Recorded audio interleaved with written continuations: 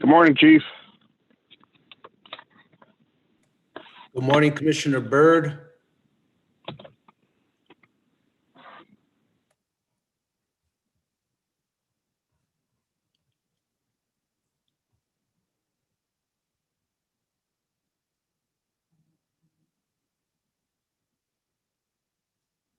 Good morning, Chief.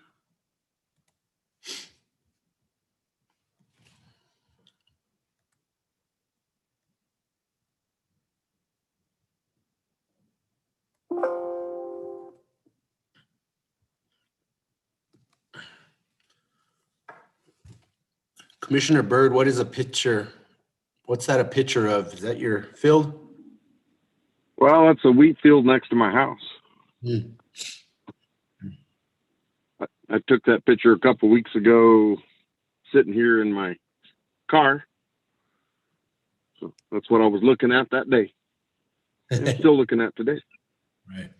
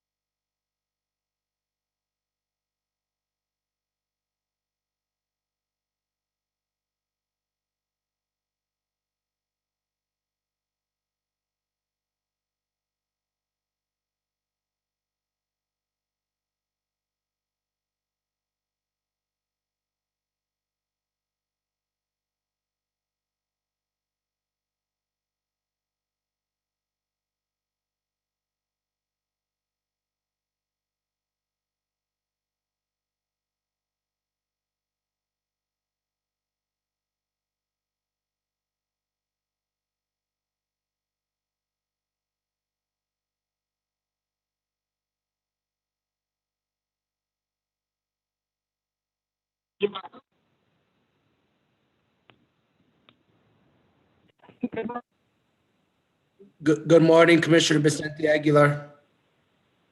Good morning, Jason. Morning, Commissioner.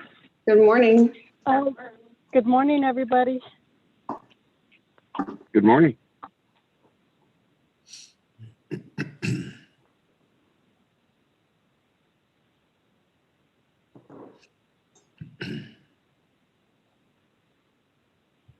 Good morning, all. Good morning. Good How you morning. doing, Smith?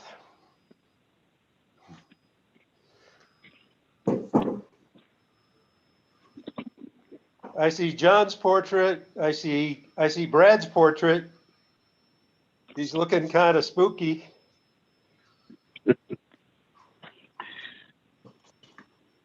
It's my nature. Yeah, your nature. No, actually, I love your portrait because we have two black cats here at home. This is my eldest Neo. Ah, but of course, our cats are special. Ride the short bus. His isn't.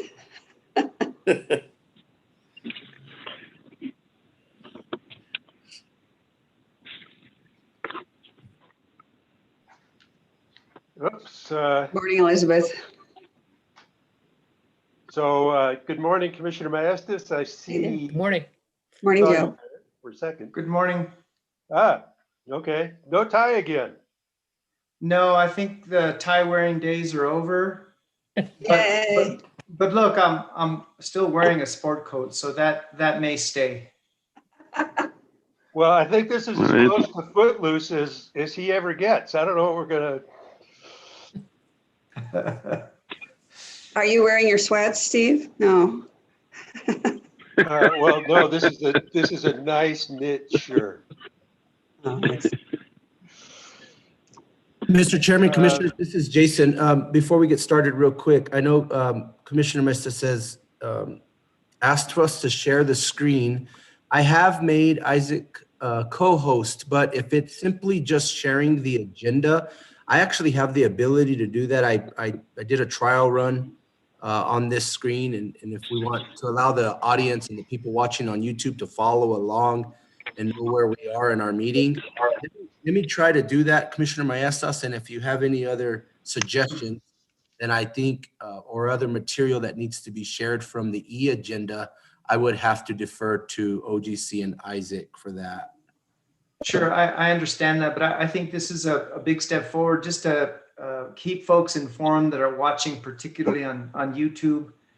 And then also, if we could just mention whenever we throw up the agenda between action items is to maybe do a quick recap and maybe summarize changes in the agenda yet to come. In other words, yes, items, so-and-so were removed or taken out of consent, just to kind of keep people informed, especially those that may tune in a little later into the meeting. I think that would go really a long way. I think that's really courteous. I really like that. I agree. It's a great suggestion.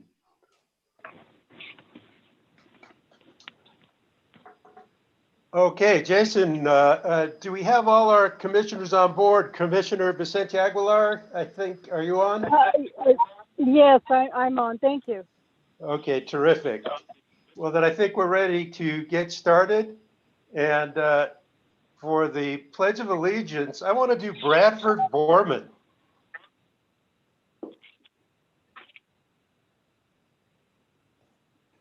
Brad, are you hiding? No, I had to unmute myself. Sorry. Can you hear me? Can you make the photo of the cat mouth the words as you do this? Oh, here. Yeah, I don't think I have that technological capability, but I'll lead the pledge. Okay. I pledge allegiance to the flag of the United States of America and to the republic for which it for which it stands, one nation, under God, indivisible, with liberty, liberty and justice for all. I salute the Salute the flag flag of the the state of state New of New Mexico, Mexico. the And see a symbol symbol of of perfect friendships friendship United. among united cultures. cultures. Thank you. Okay, thank you. And consideration and approval of the agenda. Mr. Chairman, I would move to move the agenda. Mr. Chairman, Yes. um, items 6 and 7, specifically 16-276 UT and 20-210 UT are very complex cases. There are complaints and motions that are interrelated. And being the new commissioner, I'm not as familiar with 16-276 UT. Now, I've read the materials, but I have some questions that need to be answered, and they'd probably best be answered by general counsel. If we engage in a discussion and even action, it wouldn't have the right context because I may have some amendments to the orders that I'd like to propose, but I'm not quite prepared to do that until my questions are answered. So I hope that my colleagues would understand my situation and defer action on items 6 and 7 until the next meeting. And if my colleagues decide to have a discussion without action, I'd still be at a disadvantage because my contribution to discussion will be out of context because I won't have my questions answered yet and my amendments proposed to the orders. And so I propose those changes to defer action on items 6 and 7. So as just as a courtesy, I would say that any commissioner who needs an extra week, we would say, yeah, let's give them the extra week. Just as a matter of common courtesy, so no problem. So I'll second that motion. Do we? Yeah. So we've got a motion and a second to eliminate 6 and 7. Mike, do we need to take a vote? Mr. Chairman, actually, I was going to say we could package it all together. We also have a need to remove item 20-00185. It's on the consent agenda, and that's because there was a Yes. transcribing, moving things around, and it's the wrong case identified. So it doesn't Right. comply with the Open Meeting Act. Okay.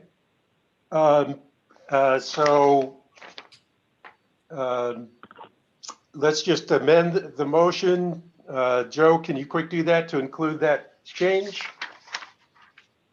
Yeah, my change would be to defer action or remove items 6 and 7 from the agenda, and that those two items be placed for action on the next meeting's agenda. And that we eliminate, that we drop item 2 from the agenda permanently. Then we can just take one vote on all 3 items. Okay, yes, removal of 2 because of, I think we had the wrong title in that consent agenda item. Right. And do we still have the second now, Cynthia? Yes, I amend my second. So this is on the amendment, Mr. Chair? Yes. Okay, So Michael, do you want to call the roll? Commissioner Maestas, aye. Commissioner Byrd, Aye. Commissioner Hall, Aye. Commissioner Fishman, Aye. Commissioner Vicente Aguilar. Aye. The motion is approved by a vote of 5-0. Okay. Mr. Chairman, Well, this meeting just got a lot easier. I move to approve the agenda as amended. I second. Mike? Commissioner Vicente Aguilar, Aye. Commissioner Maestas, Aye. Commissioner Byrd, Aye. Commissioner Hall, Aye. Commissioner Fishman. Aye. The agenda, Commissioners, the agenda is approved by a vote of 5-0 as amended. Okay, consideration and approval of prior meeting minutes. So we have January 13 minutes. So moved. I'll move these as presented, and I have a question. What happened to January 6 minutes from last week? Mr. Chairman, Commissioners, I am not sure about that. Were those the meeting minutes that you asked for revisions to, Commissioner Yes. Burke? Okay, we may not have gotten those revisions back from Carl yet, Okay. but I'll look into that and make sure that we get them on the agenda when we. Thank you, Mike. You're welcome. Okay, so we have a motion and a second, I believe. You can call mine a second. That's fine. Okay, we'll call Cynthia a second. Mike? Commissioner Vicente Aguilar, Aye. Commissioner Hall, Aye. Commissioner Maestas, Aye. Commissioner Byrd, Aye. Commissioner Fishman. Aye. The commissioners, the prior meeting minutes, are approved by a vote of 5-0. Okay, next item, introduction of special guests. Mr. Chairman, this is Jason. I don't have any unless the commissioners do. Doesn't sound like we have any. Okay, on to item 5, public comment. Mr. Chairman, this is Jason. We do have one individual that has signed up for public comment, Mr. Victor Marshall. It's regarding the Court of Appeals case A-1-CA-38898 NMPRC and PNM versus Santa Fe, New Mexican.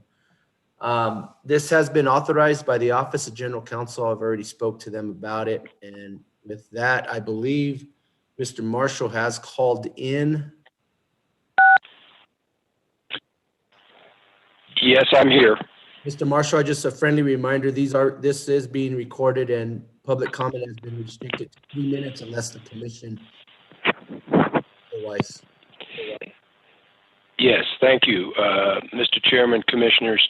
I represent the Santa Fe, New Mexican in litigation which was filed in 2015 by the PRC, Public Service Company, and BHP. It involves important First Amendment issues. We have long ago worked out our differences with the PRC, but the case remains in litigation and has gone up to the Court of Appeals. My request, and this is just something I'm flagging for you now, I will follow up with correspondence and materials to your general counsel.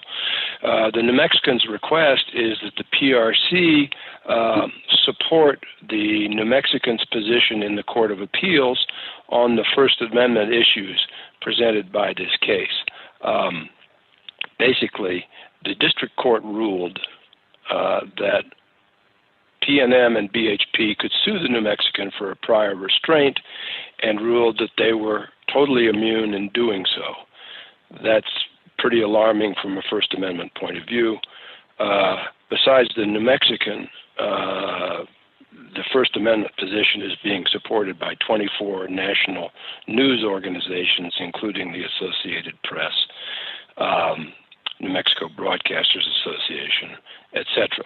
So I just wanted to flag something for you. The briefs are not yet due. They probably won't be due for 2 months. And I will follow up on my request with some materials so you understand what this complex situation is. But I just wanted to mention this today so that it's on your radar screen for down the road. Thank you. Thank you. Appreciate your keeping us up to date. Any other public comment, Jason? No, Mr. Chairman, that concludes public comment for today. Okay, we're on to... Mr. Chairman. Mr. Chairman. Go ahead, Commissioner Vicente Aguilar. Mr. Chairman, this morning I would like to take a moment of silence. We have a former Navajo Nation president, the late Albert Hale, has passed away due to COVID. So I would appreciate it if my colleagues and those participating on the meeting can take a few minutes, or not a few minutes, but whatever time is available for a moment of silence. Thank you. Let's go ahead and do that. I'm trying to hang up. You can hang up if you know how. I hate to do it in the middle of the silence in case it makes a noise. That's okay. I think just leave it. Okay. Thank you, Commissioner Vicente Aguilar, for Thank you very much, bringing that Mr. up. Chairman. Thank you.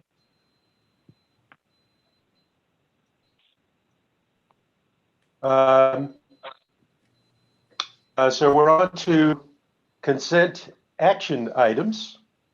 And Mike, first of all, do we have a motion?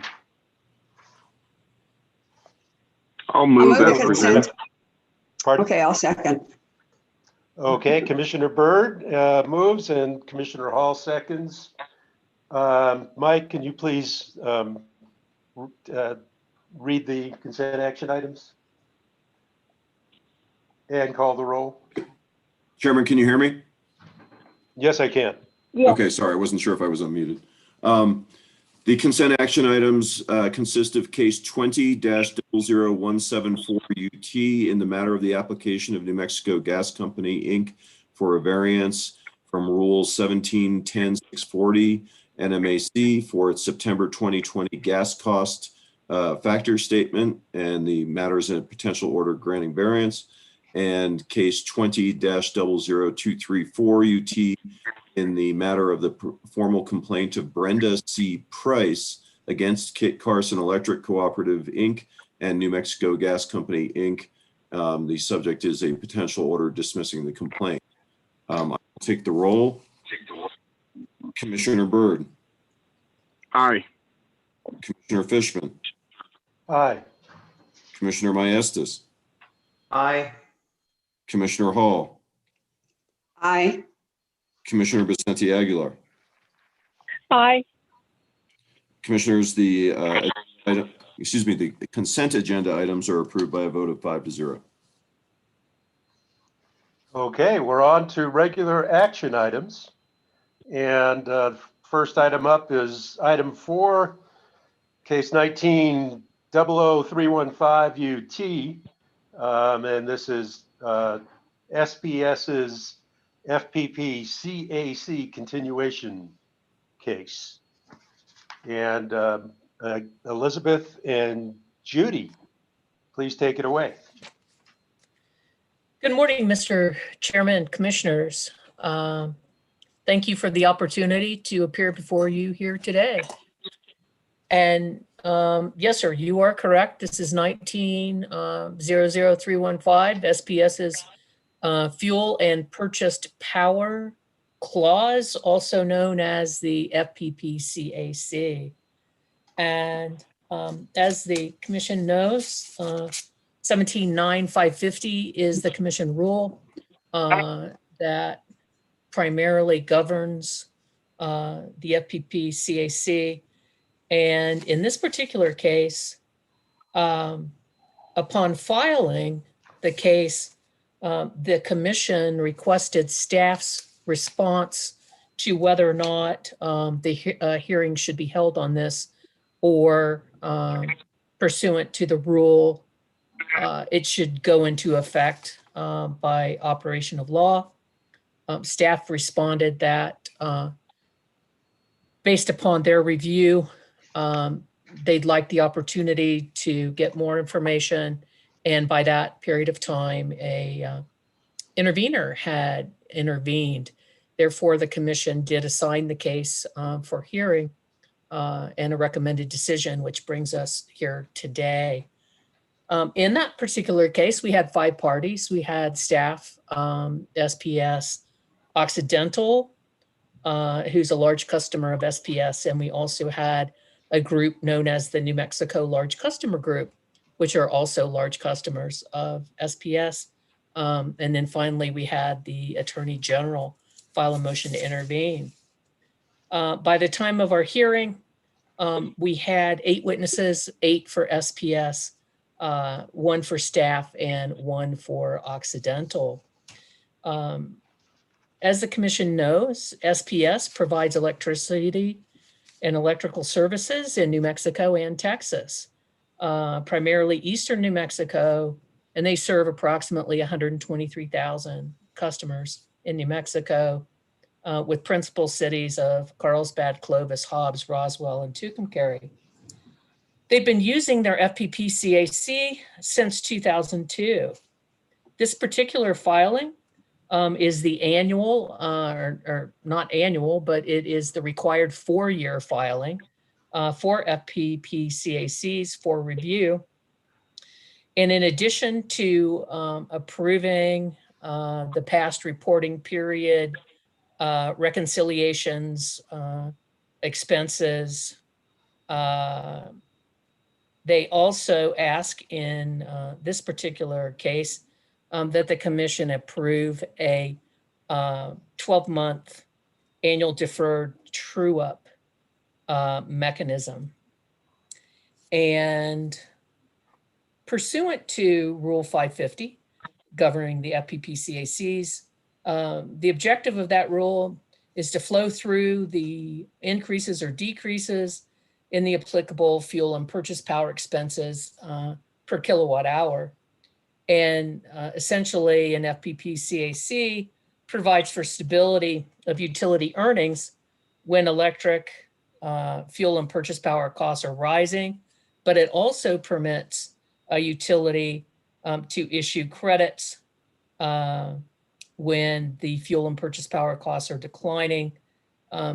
Additionally, the commission is making sure in its review that the utilities actually collect through the FPP-CAC only the actual amount of expenses that it had expended. Generally, the SPS testimony, which I began to review on page 18, goes into their witnesses' basis for why they believe they had complied with the rule.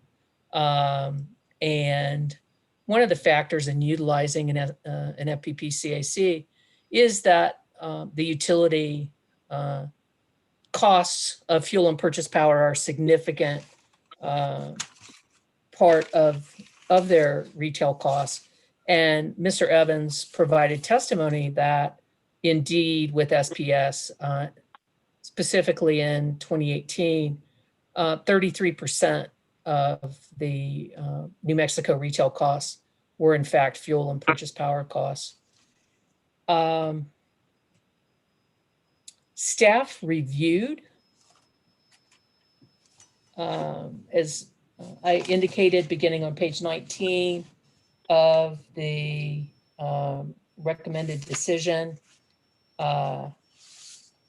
staff witness Dashino, I'm sorry, page 21. Staff witness Dashino did a very thorough and succinct review of each of the 550 requirements in her testimony, and she indicated that some of the items that she didn't have enough information on when staff asked that the case be docketed for a hearing, that she'd had the opportunity to review those and had sufficient information to recommend that SPS in fact had met the requirements for the reporting period and to continue utilizing its FPP-CAC. The only disagreement that staff had with the application had to do with that annual 12-month true-up for that had been proposed by SPS, and staff, in essence, testified that based upon the information that they had at the time, and they did not have a full year's information from SPS at the time, but staff stated that it did not support that annual true up at this time, and that it was staff's opinion, based upon the information that they reviewed, that the regular usage of the FPP CAC would continue to perpetuate the increases and decreases in a timelier manner than that of the proposal of SPS. In rebuttal testimony, SPS actually agreed to withdraw its disputed annual true-up mechanism, subject to its ability to refile that particular mechanism. The other two issues in the case, Occidental, who provided a witness, Mr. Pollock. Occidental basically challenged the mechanism that all the customers are charged the same amount per kWh. And Occidental claimed that basically off-peak power users were actually subsidizing on-peak power users, and they requested that SPS be required to redesign its FPP CAC to reflect time-related cost differentials. In rebuttal testimony, SPS provided testimony that it was their belief that Occidental's proposal was more aspirational because it lacked any specific legal or factual information on how this could be accomplished. No evidence of discussion of systems, process changes, and the like, and specifically pointed out the problem with lack of the particular type of meters that would be necessary to capture that information, which SPS alleged that the type of meter that would be needed to capture the information, industrial customers, some of them have, but in order to make sure that you were considering all the customer groups, including residential customers, it would cost approximately $41 million to get the IDR meters, and SPS suggested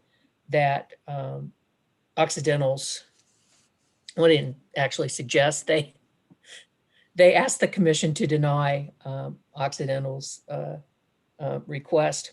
The other issue came from the New Mexico Large Customer Group. They did not provide a witness during the hearing, but in their briefing suggested that there was a amount of what they referred to as transition period revenues that dated back to a prior commission decision where the commission had, at that time, SPS was collecting some fuel through base and some through the FPP CAC. And when the fuel through base was eliminated, that there was a period of time that that again in briefing that the customer group alleged that SPS had over collected. In SPS's response to this, their response was, this is not correct. They didn't double collect, and there's no evidence in this case that was presented that that actually occurred. So that was what I heard, and then based upon what I've heard, I did recommend to you that I believe that the facts and the law determines that SPS's FPP CAC should be continued. I also recommended to you that the Occidental claim be rejected based on lack of evidence, but noted to you that obviously I think there is some merit to having a utility having rates that specifically capture the type of customer and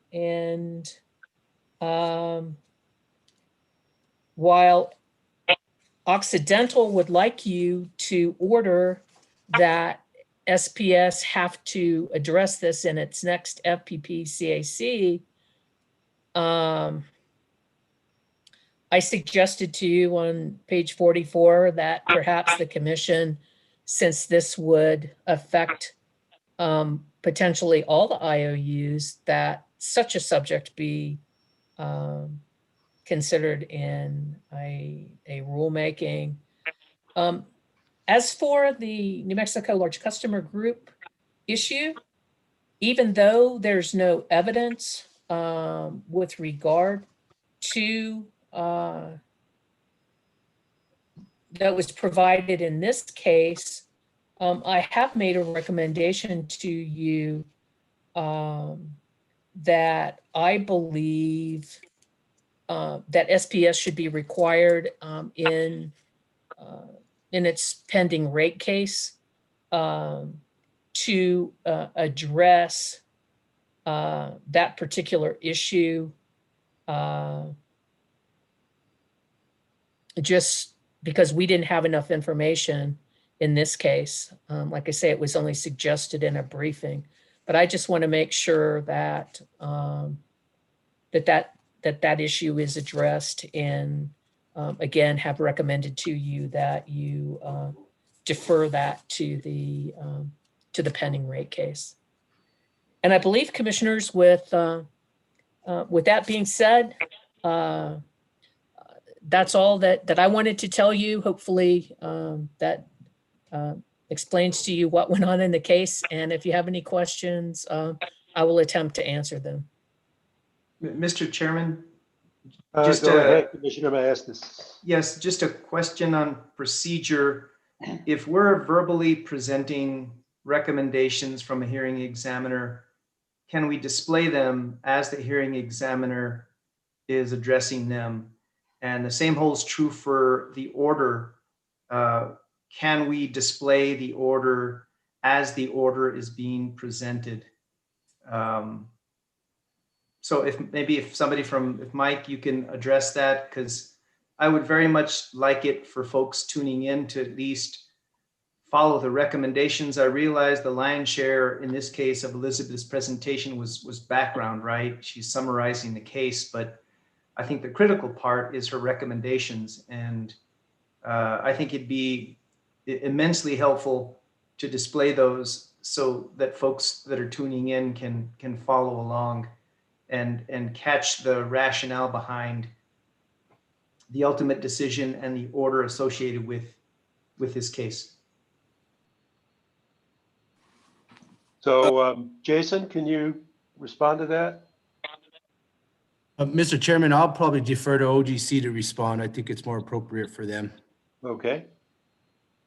So, Mr. Chairman, Commissioners, the recommended decision is a public document that is filed in the case ahead of time. In terms of, is there an issue with it being a document that the public shouldn't see or is otherwise sensitive? No, there's no issue with that.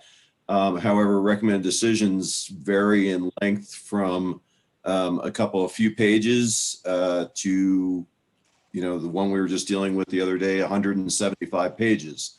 So there's really a logistical issue about, I'm not sure whether the public we'd be able to effectively keep up with what the hearing examiner is discussing to locate the portions of the recommended decision that she's referring to, especially because I believe the hearing examiner usually is summarizing their findings from the recommended decision. So that said, I mean, it's just that there's a logistical issue and really in terms of whether this is something that's going to aid the public. If, the public has noticed that this is going to be addressed ahead of time and our recommended decision is available to the public through the Commission's e-docket system. So, persons who are really interested in this issue have the ability to download the document ahead of time and review it ahead of time and make public comment ahead of time, at the beginning of the Commission's meeting. And I think that's probably the most effective way for the public to get and review the recommendations that are being made by the hearing examiner. The Commission's, the orders that the General Counsel's office drafts, we have the same kind of logistic issues in terms of some of our orders are very simple, and it's really wouldn't be that much of a problem on a non-controversial orders to put them up there.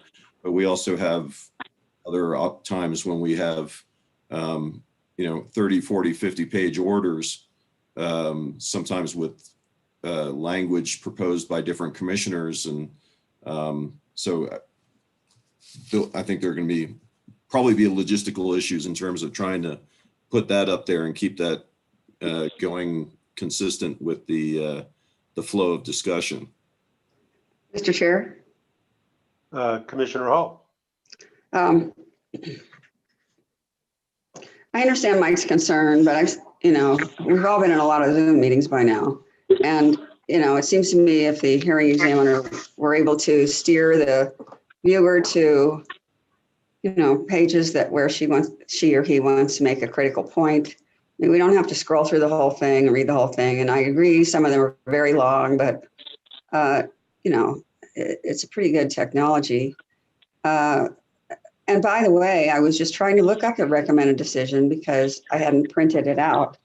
And there's something wrong with the file for this case. The only document that appears is the application. There's nothing else that can be accessed in e-dockets at the moment. And I don't know why, but I just like to draw that to the attention of IT or somebody, General Counsel, because if anybody had wanted to look at it, they couldn't this time because I tried. So it's maybe another argument in favor of planning to do that ahead, just so, we don't run into barriers in the moment of the meeting. Other commissioner comments on this topic? Well, I'll quickly weigh in then. I agree with Commissioner Maestas and Commissioner Hall. Throwing a document up there shouldn't be that difficult, and to quick scroll to the point should be pretty straightforward. I'm a huge fan of transparency, and I think it helps the public, particularly the folks who maybe don't have quite as much time to look through everything ahead of time. Also, I think it helps commissioners in that they don't have to be, fiddling with their computers, going back and forth between screens. It's just right up there in front of everybody to look at. So personally, I would like to see if we can work out a way to, and Jason, I guess this would, your group would have to help out with this. Just like we're throwing the agenda up on the screen, be able to throw up the recommended decision, throw it onto the screen and let people look at it as we're discussing. Mr. Chairman, I think we do have the ability to allow the presenters to control and share their own screen, as Commissioner Hall alluded to. So that's what I think I would recommend is during the presentation is just to give the presenter the ability to share their screen and control scrolling through the document themselves. And Mr. Chairman, I'd have to agree because quite frankly, otherwise you'd be asking if it's Isaac from our office who's putting it up or me. We'd have to be as familiar with the document as the hearing examiner is. Yeah.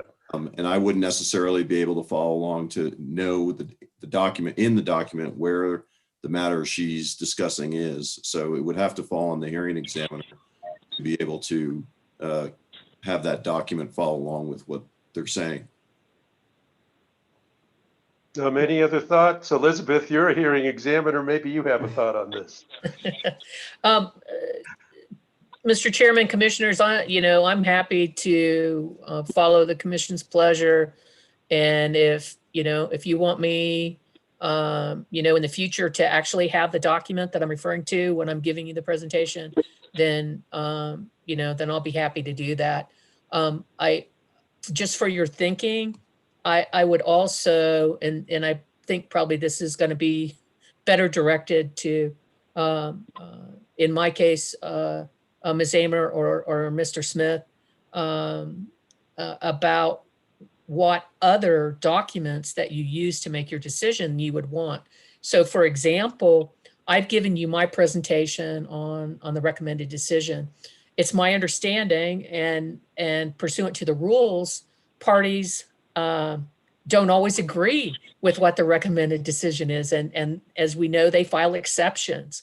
So are you going to want, are you going to want the exceptions up on the screen too after the presentation is done? Or, are you not going to want those, but you're going to want your commission order, which I don't know if they consider it confidential or not confidential. But I just throw those things out there as other things to think about in getting the full scope of what you consider in the case. And but again, as far as I'm concerned, if the commission decides that you'd like me to have the RD there while I'm presenting, then obviously I will do that. Mr. Chairman? Yes, Commissioner Mastis. Yeah, I see the recommended decision as a summary document, and I really see no reason to really display any other documents.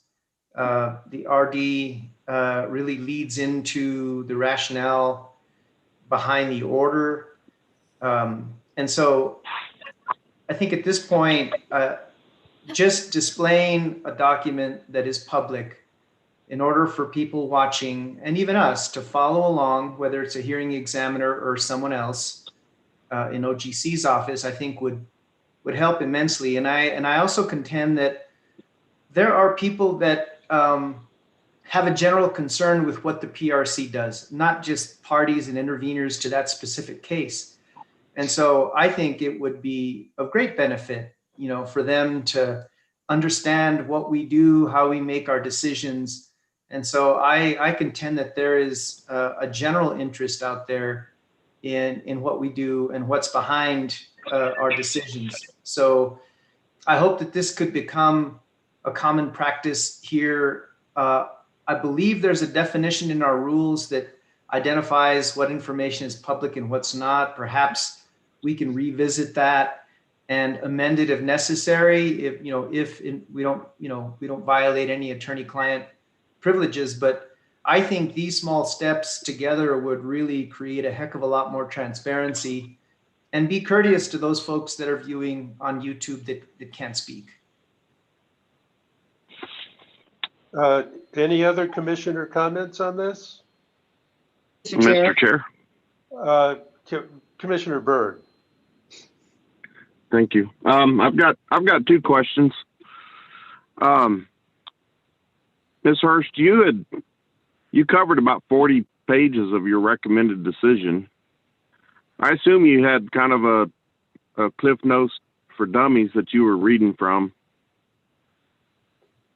would it be possible just to share what you're reading from that refers back to the recommended decision with page numbers and paragraphs and stuff, so that as you're reading, we see where you're referencing your document, the recommended decision, rather than having you sit there scrolling through, because like I said, you covered almost 40 pages, which I was able to scroll through because you gave us citations and I had read it. So I knew where you were and I was following along, and I'd read little extra information when I wanted to. But for the purposes of what Commissioner Maestas is referring to, would it be possible just to put your short story up there that you're actually reading? Mr. Chair, Well, let's let Elizabeth respond to that real quickly. well, I was just going to say, I think we have had that issue, a similar issue before, and maybe general counsel should try to address that too. Okay. You might be more informed than Elizabeth on those particulars. So Mike and Elizabeth, any comments welcome here?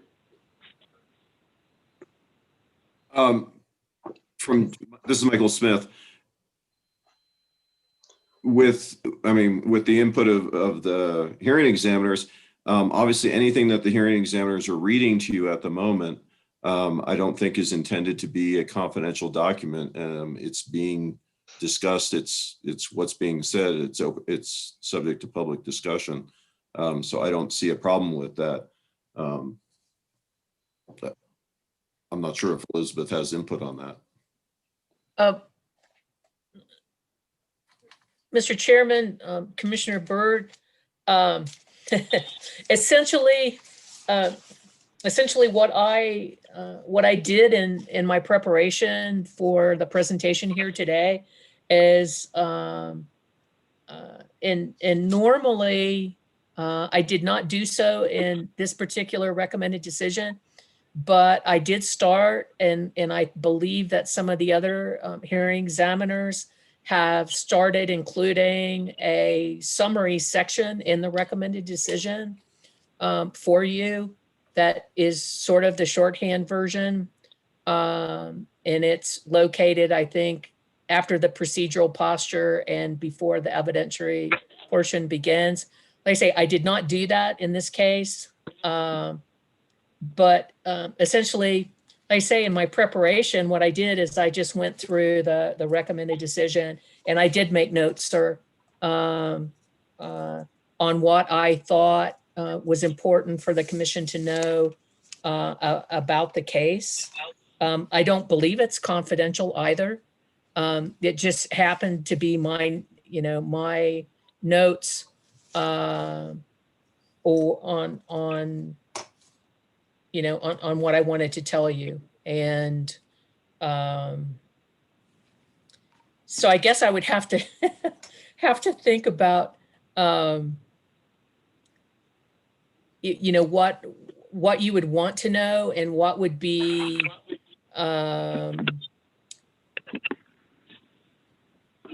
what would be the best way to provide the information to you. Mr. I'm Chair. a little unclear. Mr. Chair. Commissioner Hall. This is similar to a problem I had some time back about attorney memos that were provided by general counsel, and I think that we determined that they didn't have to be published. But if we're asking, the hearing examiners to create a note document, or if they have already created it and then they want to present it, then that's possibly something else that has to be added to the record, and it's just one more piece of work for the hearing examiners. And that's a little different from putting a summary already into a summary that they would write anyhow for their recommended decision. And then they're already in the recommended decision if, they need to scroll further through it. So that would be better than reading from a separate document, because then we'll probably have to go. So Commissioner Hall, I tend to agree with you, but I'm also concerned that the summary, the final orders tend to be written oftentimes using the language from the recommended decision. Yeah, And having the summary document that might use slightly different language might also add to confusion correct, when considering the final order. correct. So I'm kind of, even though it's a little clunkier, leaning towards, hey, let's just use the RD instead Right. of creating more documents and instead of creating maybe changes in language that create confusion. Mr. Chairman, Yes, Commissioner Mastis. just one last thing, and I don't want to belabor this. I think you all, agree in principle with me, but when I look at the public agenda, there's no hyperlinks to any of the associated documents that are public, and perhaps staff ought to come up with a way to make it even more convenient for the public. When they access the agenda, they can also access the documents that are considered public. Right now, it's just it's a static agenda with no way to access public documents. I realize there's other ways for the public to get them, but I think if they try and replicate what we have as commissioners by making available the public documents, I think that would help the public even more. Mr. Chair, I completely agree with that. I was thinking of that too, as we were discussing that what would be ideal and make us seem like, we're in the 21st century would be to have links that somebody just signing in for the first time to this meeting could access so they can know what we're talking about. And I think that would be tremendous transparency into our activities and a huge amount of education quickly to people we care about who need to know more about our agency, including the legislature. So I think it would be an ideal tool, and I yield to Ms. Amer. And I wanted to move along. I think we've kind of we've hit this topic pretty thoroughly. Right. Any other comments real quickly from Commissioner Vicente Aguilar or Commissioner Byrd? Yeah, I actually had two questions. I only asked one. Sure, go ahead. Commissioner Byrd. So my other question, I've noticed that Occidental is usually an intervener in SPS issues, and they are a large user, but certainly not the only one. There are many large users down in Lee, Eddy County, Roosevelt County. What makes Oxy unique that they're intervening so much? I think that's a question for hearing examiner Hurst. Mr. Chairman, Commissioner Byrd, I don't think I can answer that question about what makes them unique among the large industrial customers. As I indicated, that group, the New Mexico Large Customer Group, which is also they refer to themselves as an informal coalition of industrial users. And, they include Chevron, Power and Energy Company, and Holly Frontier Navajo Mining, and XTO Energy. So, I mean, we did have some participation by them. Again, they didn't have a witness in this case, but I think to ask why Occidental is a frequent intervener, specifically, sir, I'm sorry, I can't answer that question. Okay, that's I just when someone is complaining about something, context is important. So I was just trying to put some context around their concerns so that maybe I could better understand what they're trying to convey.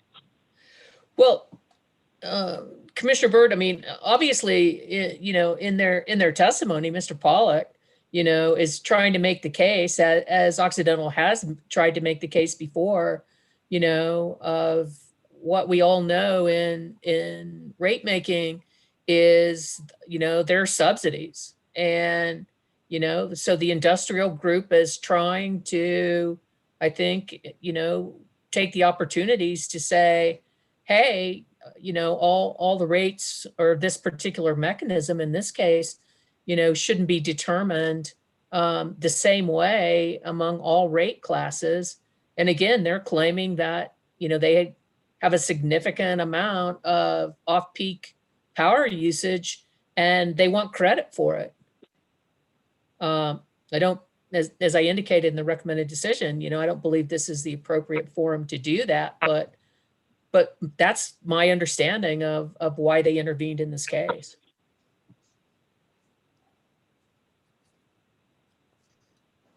Okay, all right. Are you done, Commissioner Byrd? Yes, thank you. Thank you, Ms. Hurst. Thank you, sir. Okay. So real quickly, just to touch back on the procedural issues we discussed, I think where at least where the commission stands is we would like to see recommended decisions displayed by the hearing examiners as we go into the future. And I think I think we generally believe that's a good idea. I think we also believe you don't need to worry about a lot of other documents. Let's start with that one and see how it works. And if we want to expand the concept from there, we can, but let's take a step at a time. And jump in if other commissioners jump in if you disagree with this. The other suggestion that was made that's really not the hearing examiner's job, but I guess it's yours, Jason, is to see if we can create hyperlinks to the documents. And so those are two suggestions that we would very much like to see followed up on. And as quickly as possible, if folks can start doing that at the next meeting, that would be terrific, just as a matter of how we routinely conduct business. Okay, Mr. Chairman, I got that. I'll have to work with OGC since they are the ones that manage and control the agenda. They actually prepare the agenda on behalf of the commission. So I think it'll be important that we have a clear understanding of where all of the hyperlinks are going to need to go. From a technical standpoint, I just have a little bit of a concern if the general public were to get an agenda with the hyperlink, but they don't actually have access to or have a direct connection to its location, the hyperlink may go nowhere. And so we'll have to work out those logistics as Mike said. So, whatever our systems folks can work out to help get there. And I guess we also have to be careful that if it's a confidential memo, that doesn't get hyperlinked. So. So that's it on that procedural stuff. I had one question on the case itself for hearing examiner Hurst, and that has to do with the Occidental peak and non-peak charges. And as I read through the decision, I thought that actually a lot of valid issues were raised by SPS about how tricky and how complicated that could get. And I know in the RD, it suggests that coming up, was it in the next rate case, I guess, or was it in the next FPP CAC review? I can't recall that SPS come up with suggestions about how it might be done.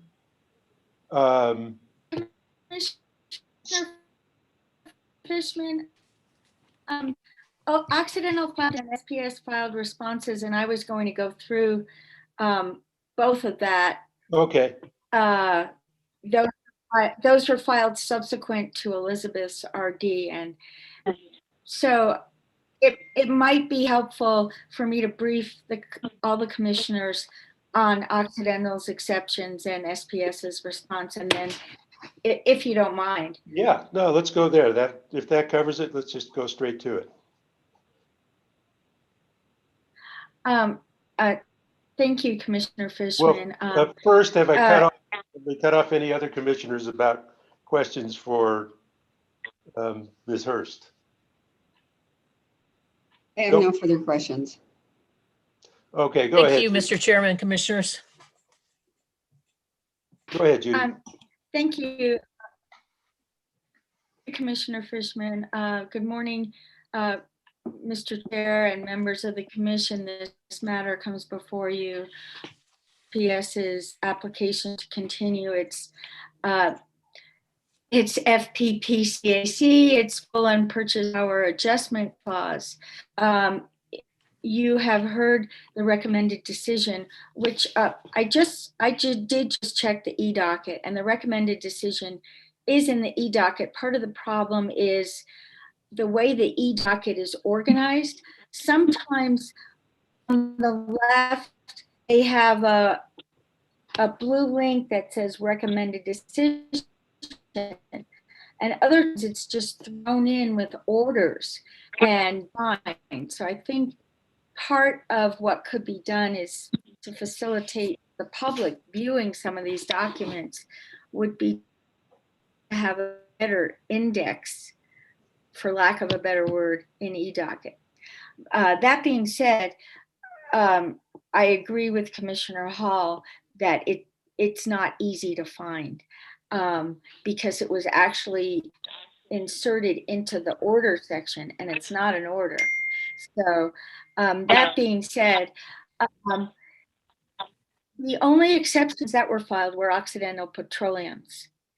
And in their exception, they urged the commission to require SPS differentiated rates in its next fuel clause case.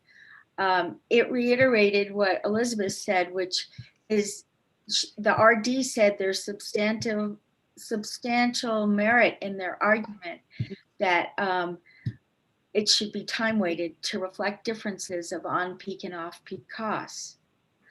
But it disagrees with the RD that recommended perhaps a rulemaking, because Occidental does not believe a rulemaking is needed. It believes that time-weighted fuel clause rates are consistent with the rule. And I checked, and there's nothing in the rule that would prohibit that. It's just that our rule doesn't expressly allow it. And it would be, it could be the subject of a rulemaking. But Occidental believes that since the facts depend on each specific utility's circumstance, that it could be done, it should be done according to OPL on a case-by-case basis. And it spent a lot of time talking about how fuel costs vary. Everyone knows there's on-peak and off-peak hours, and that they believe that, meaning Occidental, they believe that time differentiating the fuel clause to the extent possible with SPS's current meters will better track cost causation and incentivize customers to reduce their usage during peak demand periods when power is most costly.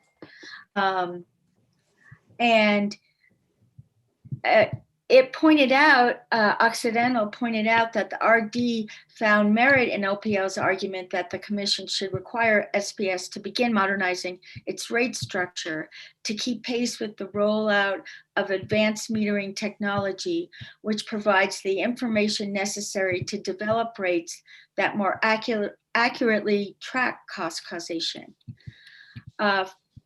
It also points out that primary general service and large general service classes are equipped with time of use meters. They account for approximately 66% of SPS's total New Mexico retail sales. Occidental also points out that SPS has not challenged OPL's request for time differentiated fuel rates based on cost causation principles or the underlying merits. SPS merely, according to OPL, argues administrative and procedural difficulties. And OPL understands it may not be use fuel charges based on the record in this proceeding. However, they would request that the commission order SPS in its next fuel clause case to include a proposal for time differentiated rates. And just for your information, these cases by rule are every 4 years. Regarding SPS filed a response to, let me put this up, wrong screen. Okay, SPS's response to OPL's exceptions were that it opposes OPL's request because OPL's request seeks to commit future utility management and future commissions to a specific policy path, and functionally constitutes an attempt to substitute one customer's judgment for the judgment of the utility. And they believe that whether to move forward with time of use fuel rates is a matter left to the judgment of the utility. They state that time differentiated fuel clause rates can be unfair and unjust to customer classes that do not have the technology to track time of use, mainly residential and small commercial customers. If implemented before the wide adoption of metering technology for all customers that can track time of use, according to SPS's industrial customers would enjoy relatively low rates at the expense of other customers. SPS stated that all utilities would need to, they were required to propose time differentiated fuel factors. SPS believes the commission would need to amend Rule 550, which currently defines the factor to mean monthly dollars per kilowatt plate, time differentiated dollars per kilowatt hour. And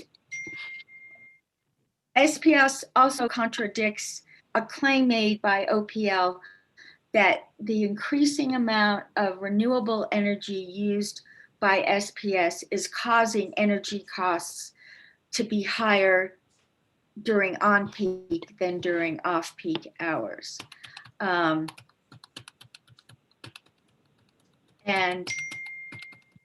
it also states that out of 123,000 customers in New Mexico, only 1,863 of those customers are equipped with meters able to measure time of use. And of those, 392 are residential customers. In contrast, 679 secondary and primary general customers have time of use meters. In addition, SPS points out that in its most recent RPS case, 19-00134, that recommended decision, which was adopted by the commission, found logistical and administrative costs of implementing such a proposal did not justify any purported merits. And therefore, SPS requests that the commission adopt the RD, which rejected OPL's request to develop time differentiated fuel clause prices. And I stand for questions. The proposed order in your packet would adopt the recommended decision in its entirety, including the rejection of OPL's request for time differentiated rates, as well as the denial of the New Mexico large customer groups request, but also would adopt the recommendation to investigate the New Mexico large customer groups request in the next rate case. I stand for questions. Commissioners? Mr. Chair, Go ahead, Commissioner Byrd. not hearing people clamoring to say anything, I'll move the order as presented. I'll second that. Okay, so I'll gum it up just for a minute here. Regarding that request to go forward, I guess it's an interesting issue, time differentiated rates. I would just like all parties to understand that if we come up with some very complicated formulas for determining the charges for time varying fuel clause rates, we lose a lot of transparency, and I would hate to see that happen. So that as we look at this issue, let's keep in mind that it needs to be transparent to consumers. My personal take is that it's a lot less about actually changing consumer behavior than Occidental feeling like it can get lower rates if we do this. I find it hard to see that the rates would change enough that it would actually change consumer behavior. So I think we should also, keep those factors in mind, and also keep in mind the cost of implementation versus the benefits. So, while I think it's good to explore this, let's just kind of have those caveats in mind as the parties go forward and look at this problem, this issue, which is worth exploring. So I'll leave it at that. Any other comments from commissioners?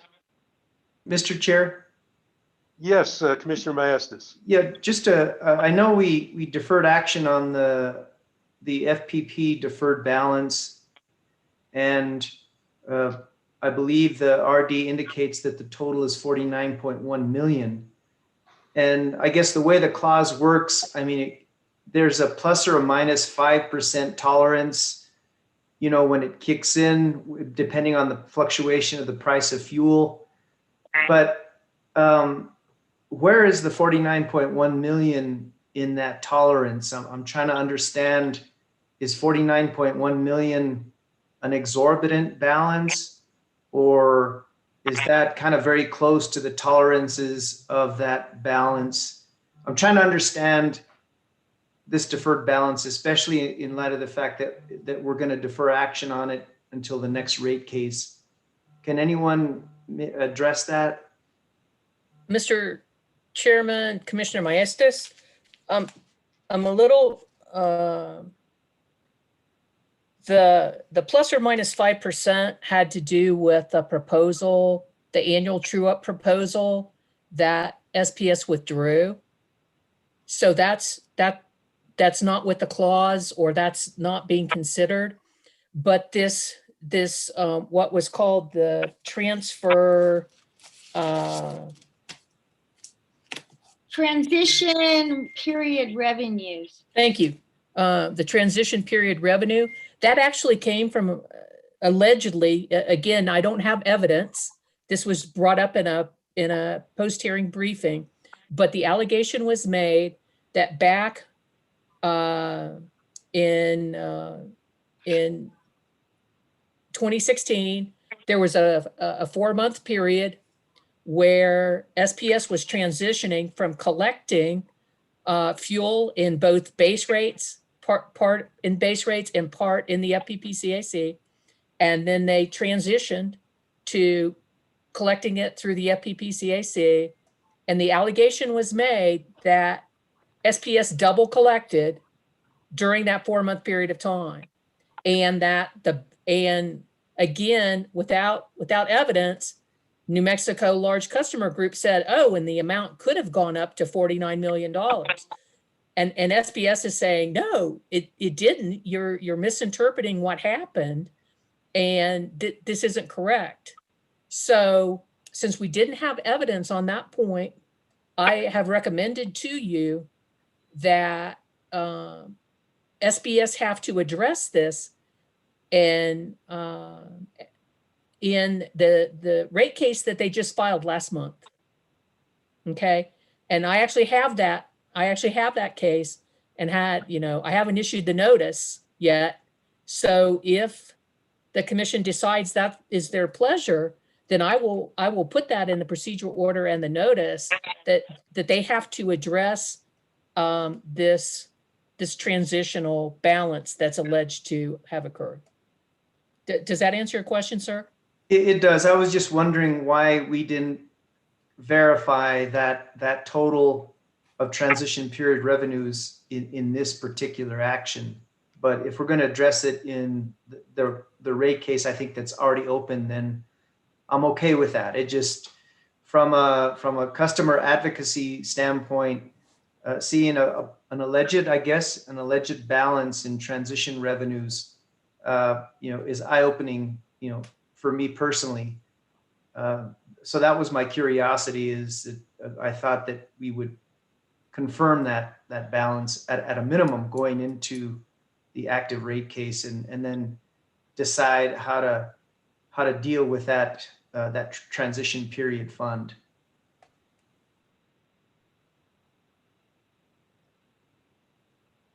Any other comments from commissioners at this point? Okay, we have a motion from Commissioner Byrd, and I think a second from Commissioner Hall, if I recall, to approve the order. Mike, would you take the roll? Commissioner Maestas, Aye. Commissioner Vicente Aguilar, Aye. Commissioner Hall, Aye. Commissioner Fishman, Aye. Commissioner Byrd. Aye. Commissioners, the order is adopted by a vote of 5-0. Thank you, Elizabeth, for your thoughtful presentation. Thank you, Mr. Chairman, and thank you, commissioners. And thank you, Judy. Oh, thank you, Elizabeth. Right. Okay, Judy, we're on to item 520, case 20, double lot 205 UT in the matter of the temporary moratorium on residential utility disconnections. Judy, go ahead. Yes, Mr. Chair, members of the commission, come for you again on regarding the temporary moratorium on disconnection of residential customers. And there was a large discussion last week, and the proposed order attempts to memorialize a consensus that might have been reached last week. And what I'll go through the details of the order and just make sure that all the commissioners concur with it. It states that there will be a temporary mandatory moratorium on disconnections of residential utility customers for 100 days from the date of this order for electric investor-owned utilities and gas companies with over 100,000 meters. And the moratorium on disconnections of residential utility customers for small water utilities, small gas companies, and rural electric companies will be 45 days. At the end of those temporary moratoriums on disconnections, either 100 days, as I stated before, or 45 days, a transition period would begin, during which the temporary moratorium on disconnections should continue either voluntarily if the governor's executive orders expire, or it will be mandatory depending on how long they go on for. The order makes clear that if the governor's executive orders end in any manner by termination or expiration prior to the 100-day or 45 days, then for the remainder of these transition periods, which I will get to in a second, they will be the utilities consent to continue the moratorium until the end of each transition period. So the transition period for electric investor-owned utilities and large gas companies with over 100,000 meters would begin 100 days from the date of this order and would remain in effect for 90 days. And for small water companies and small gas companies with less than 100,000 meters and rural electric cooperatives, the transition period would begin 45 days from the date of this order and would remain in effect for 45 days from that date. The order further finds that all utilities should immediately and continually make reasonable, persistent efforts to enter into installment agreements with all residential utility customers who have arrearages since the beginning of the temporary moratoriums. And specifically, such customers are found not to be, quote, chronically delinquent, as the phrase is used in our Commission Rule 17.5.410.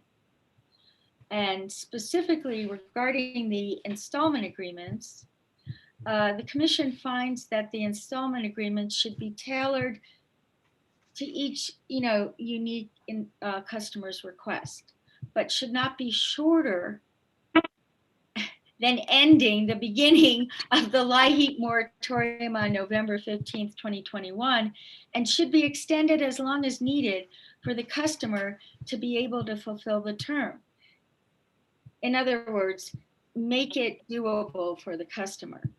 The residential customers and utilities each have responsibilities regarding communications to negotiate installment agreements. Customers should make contact by mail, email, or telephone requesting an installment agreement to pay COVID-19 arrearages.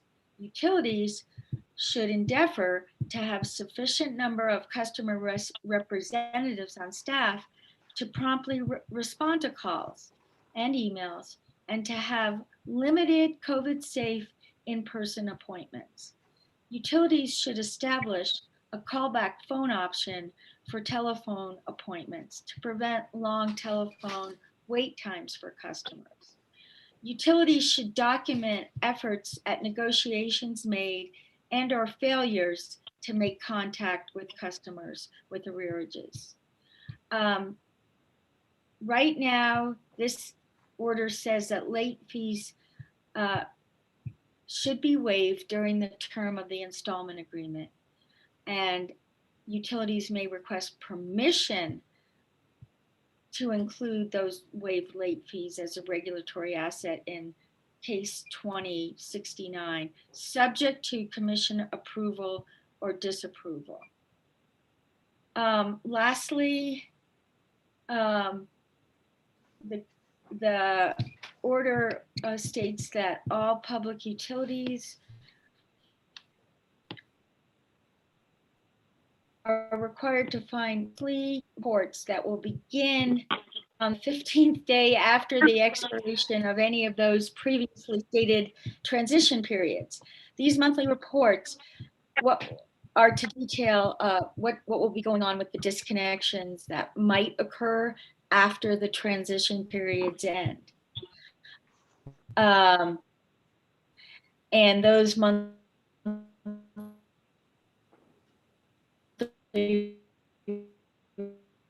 reports should include the number of disconnection notices issued, Judy? number of connections made, because Judy? often yes. We lost you for about 20 seconds there. Could you go back and catch those last couple points to be sure we all heard it? Real quick, Mr. Chairman, Judy, okay. you may want to try to turn off your video. I think we're losing your bandwidth a little bit.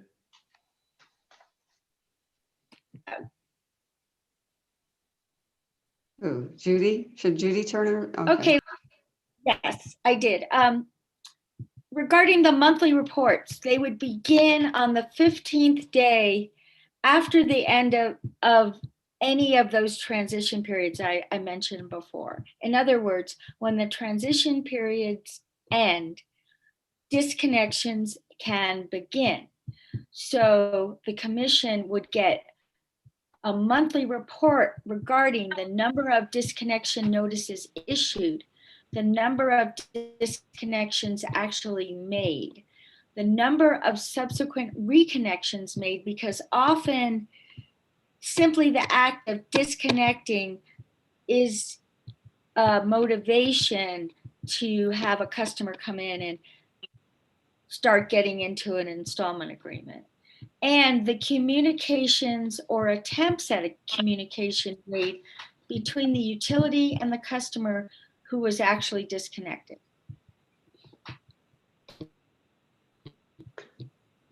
I have a question here. Judy? Go ahead, Yes. Commissioner Hall. Yes. Does that mean the number of communications, or do we want to see the actual communications as well, the content of them? I mean, I'd be interested to know. I think that would be up to the commission. If the commissioners would like the monthly reports to include supporting documentation, like emails or voice mails, whatever, the commission could ask for that, or the commission could ask the utility just to summarize, like telephone 2 times, left message, didn't receive answer. So, I mean, it's up to the commission. Okay. I prefer some more information rather than less, you know, like call notes or something like that. But I don't think we have to specify. Well, you tell me, is it better just to specify it here? We could just say including call notes.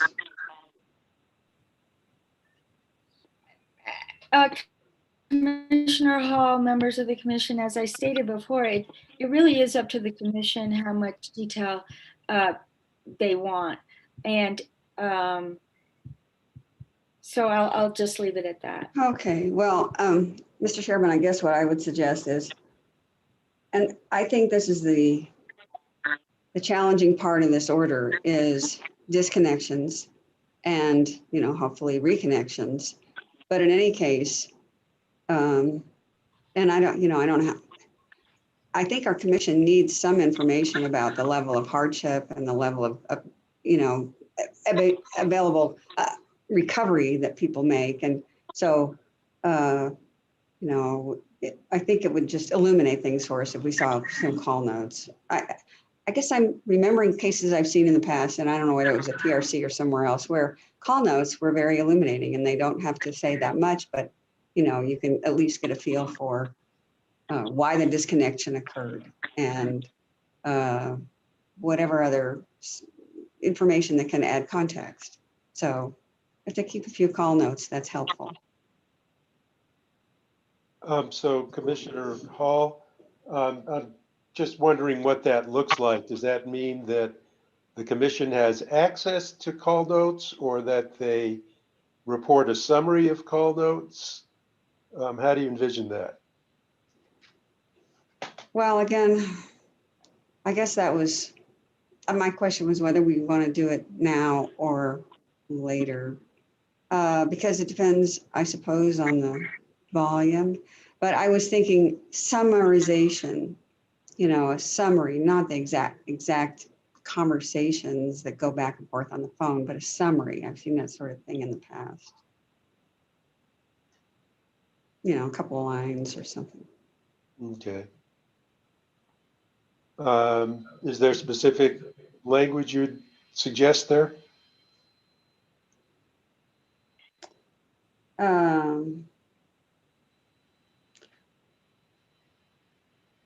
I'd have to think about it.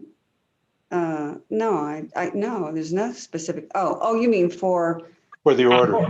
Yeah, a summary of call notes is how I would describe it. Okay. Yeah. But just to clarify, Mr. Chair, is that just for summary of maybe overall attempts that led to a disconnection? Because I think that would be beneficial for me, is to a summary of the level of effort made by the utility company to work with this individual before a disconnection. And I think the order really too is meant to help the non-LIHEAP eligible folks, because since a minimum repayment plan has to be at least until November 15th, the LIHEAP eligible people have protections for disconnection all the way through the middle of March of 2022. So I think what we're really talking about here is perhaps the non-LIHEAP eligible folks that really may require a very long repayment plan. Is that correct, Commissioner Hall? That is exactly the issue. I want to make sure those people get the maximum protection we can provide through the repayment plans. On that one issue, is there an amendment to the order that we would like to move at this point? Judy, have you kind of captured what we're saying, and you think you could put it into words in the order? I heard a summary of the communication made was what was, I think, agreed upon. And then I heard from Commissioner Hall a summary of call notes, kind of major themes, I suppose, of the call notes, things that they found out. A summary of the call notes.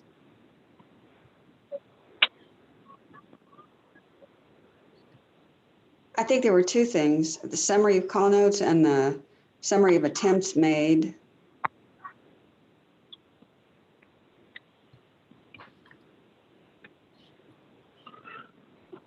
Mr. Chair, I've got a question. Sure, Commissioner Byrd, go ahead. How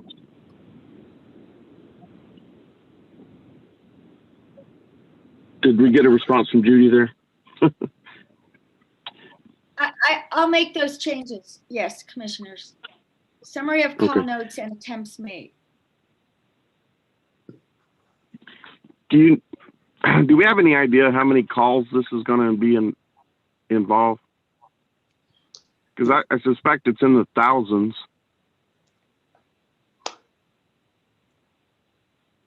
Do we want that much information?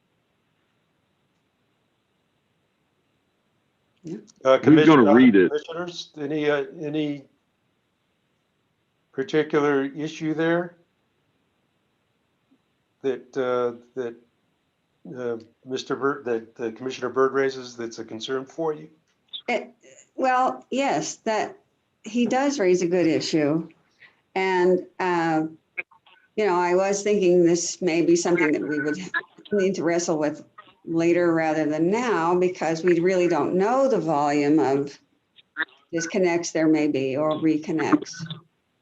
And so maybe we don't want all that information, but on the other hand, if we're trying to get reporting, monthly reporting to see what each utility is doing, it seems to me we would want to at least have access to this type of information that temps made. Call notes, I know sounds like more work, but presumably companies are keeping call notes anyhow. Usually when companies have customer service, they have call notes. So, I suppose they could keep their call notes and we can investigate if we need to, and then have ask for access to them. That might be another thing that may occur if we discover a company that has a very large number of disconnects with few attempts to communicate on a repayment plan creation, then maybe we'd want to investigate. But I was just trying to think of how we could make that process a little bit more efficient and smooth. But it's hard to anticipate what'll happen. So Commissioner Byrd, I'm not quite sure if the volume of calls creates any additional work or not. I guess I was hearing it as just track the volume of calls that are made, and whether it's 100 or 10,000 or 50,000, they would have a record of that. Am I misunderstanding what your concern is? Well, if we end up with even 500 calls from one company, and each company's given us that information plus all the call notes, and we're asking them to send this to us, we should be doing that in the intent that we're going to look through this data to see if there's anything of concern. Otherwise, we're wasting their time. And that's my concern, is that we're going to have them do these reports and we're going to be overwhelmed in data, and nobody's actually going to filter through it. I think we need to, let's see how many calls there are, how many potential disconnects there end up actually being, because, most people are going to try and get on this payment plan and start paying and keep their electricity on. When they get down to it, after the moratorium, people are going to start coming around and saying, hey, we got to start paying our bill. And so all those start going away. What we're concerned about is that somebody who's, I can think of someone who's not technologically advanced. They're an older couple. All they use is cell phone and cable TV, and that can be confusing to them sometimes. But someone like that getting disconnected has a huge impact on their lives. And so we want to make sure that they're being protected. But to get all of this data and then not use it, maybe, how about if we ask the companies in this order to file their contact and call policies, and let's look at what their policies are first.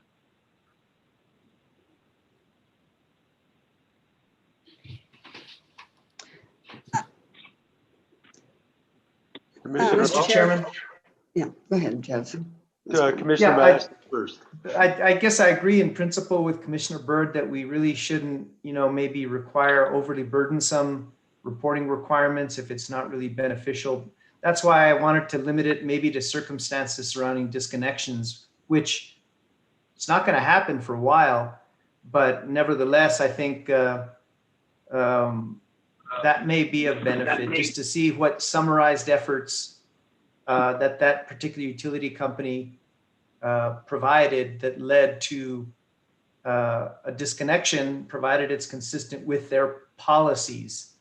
And so, perhaps we should ask for their repayment plans. Obviously, we've been told that we're standing between the utility companies and their customers, and that each repayment plan is going to be custom tailored for each customer. And so I get that, but I think they have to come up with a policy, right? And so I don't know, perhaps their existing policies are sufficient. I don't know, but I don't see how we can use their pre-pandemic policies in the middle of a pandemic and hope to have everybody come out of this that are still standing, customers and utility companies. So, I don't know, maybe we need collection plans, or a policy, not for each customer, but kind of find out what their approach is.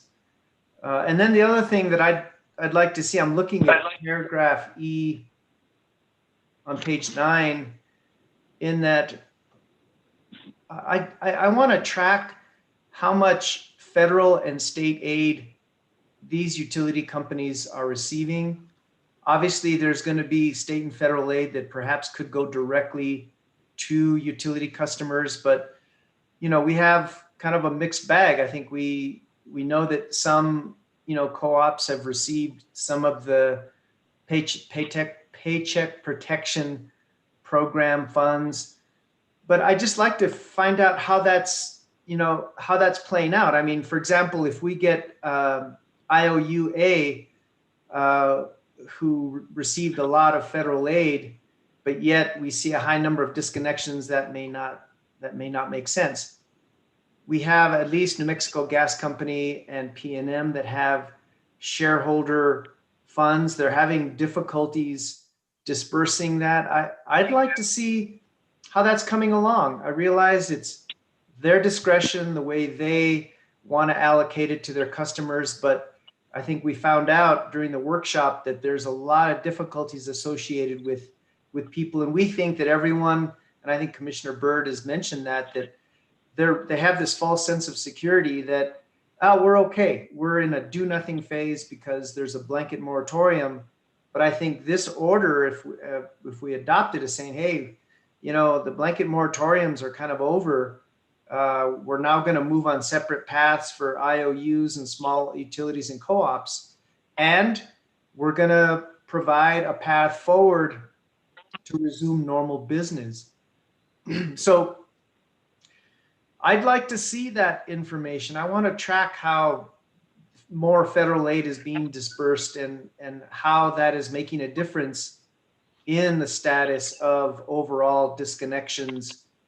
And I want to track, I want to report on how those investor funds, just even if it's a balance, I don't need to know how it's being dispersed, but I'd like at least a monthly balance to see how it's being spent down. So that's kind of my feedback on the reporting. I think we need to stay engaged and stay involved in terms of tracking how this order and this plan going forward is working out, especially for for the customers and the small utility companies and co-ops. I'll throw out a couple ideas here. Number one, I think Commissioner Byrd raises a good point about maybe all we need to look at is the policy rather than reporting on number of calls. And, as I think about it, we could get the number of calls data, but that data may be pretty polluted. How do you differentiate a disconnection call from another kind of call? And are we going to spend a lot of time tracking down what the data that they send us really means? Whereas if we get the policy that they're following, that's something that if there's a complaint or a problem, our customer complaint folks can track down and actually help a customer. So I actually tend to agree with Commissioner Byrd on that one. And then Commissioner Maestas, regarding your suggestion on the aid received, I think that's actually a really good idea, because we could find that they get aid to help them through their financial difficulties, and then they post a regulatory asset to get compensation from us, and they end up making money off this, off the COVID emergency. So my thought there, when I was listening to you, was that maybe we should ask them to kind of either post it as the aid they receive as a regulatory liability or as an offset to the regulatory asset account, so that we've got an ongoing accounting of what's actually going on there. So two thoughts, and commission thoughts on that, and how does that change what Judy has noted as amendment so far? Mr. Chair. So I agree in principle with the notion that we don't want to create a lot of extra burden for companies when they're struggling as it is with just trying to keep the lights on. But I do believe tracking is an important part of our functions during this period of time, especially with this kind of extraordinary order that we have to issue. So I think it's probably best practices for corporations to know how many disconnections they have and to track them themselves. So I think number of calls only. I wasn't talking about disconnections. Absolutely track. I'm just questioning the call data. Even if we got it, would we really know what it meant, and would it be reliable? And to Commissioner Byrd's point, just on the tracking the number of calls, what would we really be able to do with it? And if we don't have a clear idea of how that data is pulled together and all kinds of details, that data could be more misleading than helpful. Well, I don't know if I agree with that, because I think probably they keep call records because they have to provide customer service. And like I say, companies who do that should have call records. And they're easily, this is a digital world. If we need the data, we could get it, but it's probably not difficult for them to transfer. And having to have gone through call records in previous cases, sometimes I can tell you they can be very illuminating. So I wouldn't want to say, no, let's not ever look at call records. We might need to in some cases, but in any case, I don't think that's the biggest deal here. But I think Judy captures that concept anyhow in paragraph E on page 9 in her sub phrase D. It says the communications or attempts at communications made between the utility and the customer who was actually disconnected. So that kind of captures the idea of keeping records for people who've been disconnected. But I do agree with the concept brought up by Commissioner Maestas that not only should we track disconnections and so forth, but we should track funding and sources of funding that get to the utility. And in particular, with respect to this is just a question of mine. I didn't recall from our last meeting that we had agreed to let the company seek in a regulatory asset late fees. I thought we were just not going to allow late fees. Did we do that? Did we make that agreement? That was my recollection as well. So I just didn't remember it. That's fine. Okay. So I think,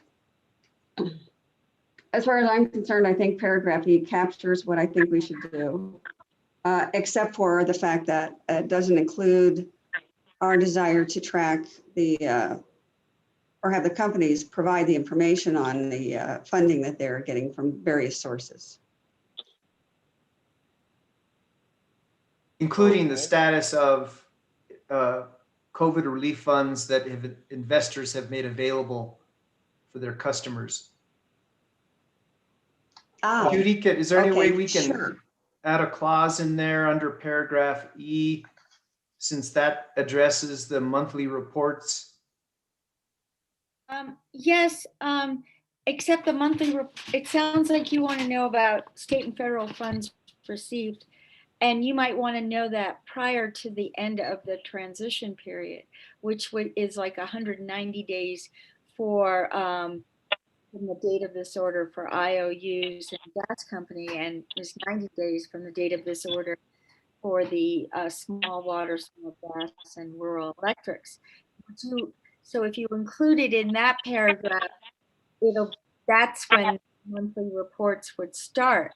Do you want the monthly reports to start sooner and include the state and federal funds received, or do you want to wait to get that kind of information?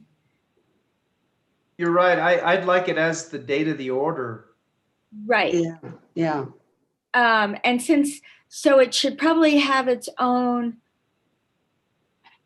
paragraph that says from the date of this order, utilities shall file monthly reports on the 15th day of the month, including any federal and state funds received or applied for and not yet received.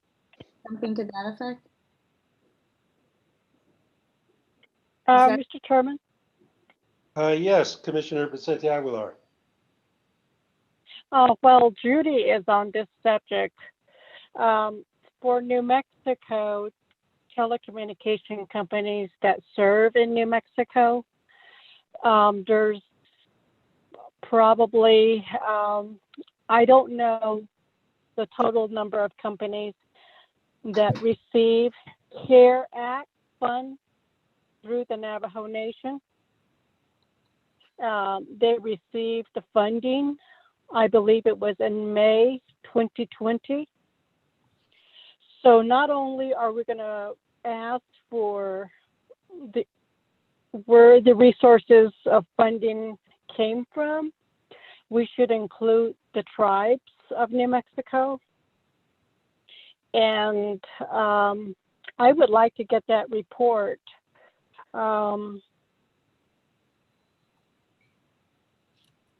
Starting from March 2020.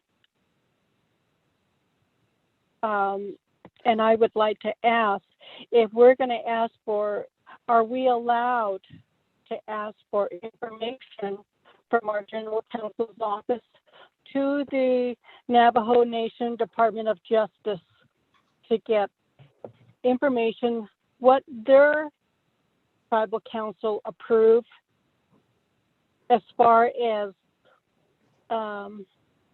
allocating funds to certain telecommunications company, and to get a complete report from the telecommunications company.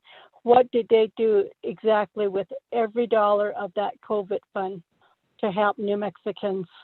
I realize that the telephone companies cover 3 states, New Mexico, Arizona, and Utah.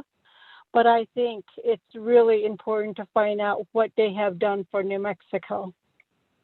That's one request that I would like to make.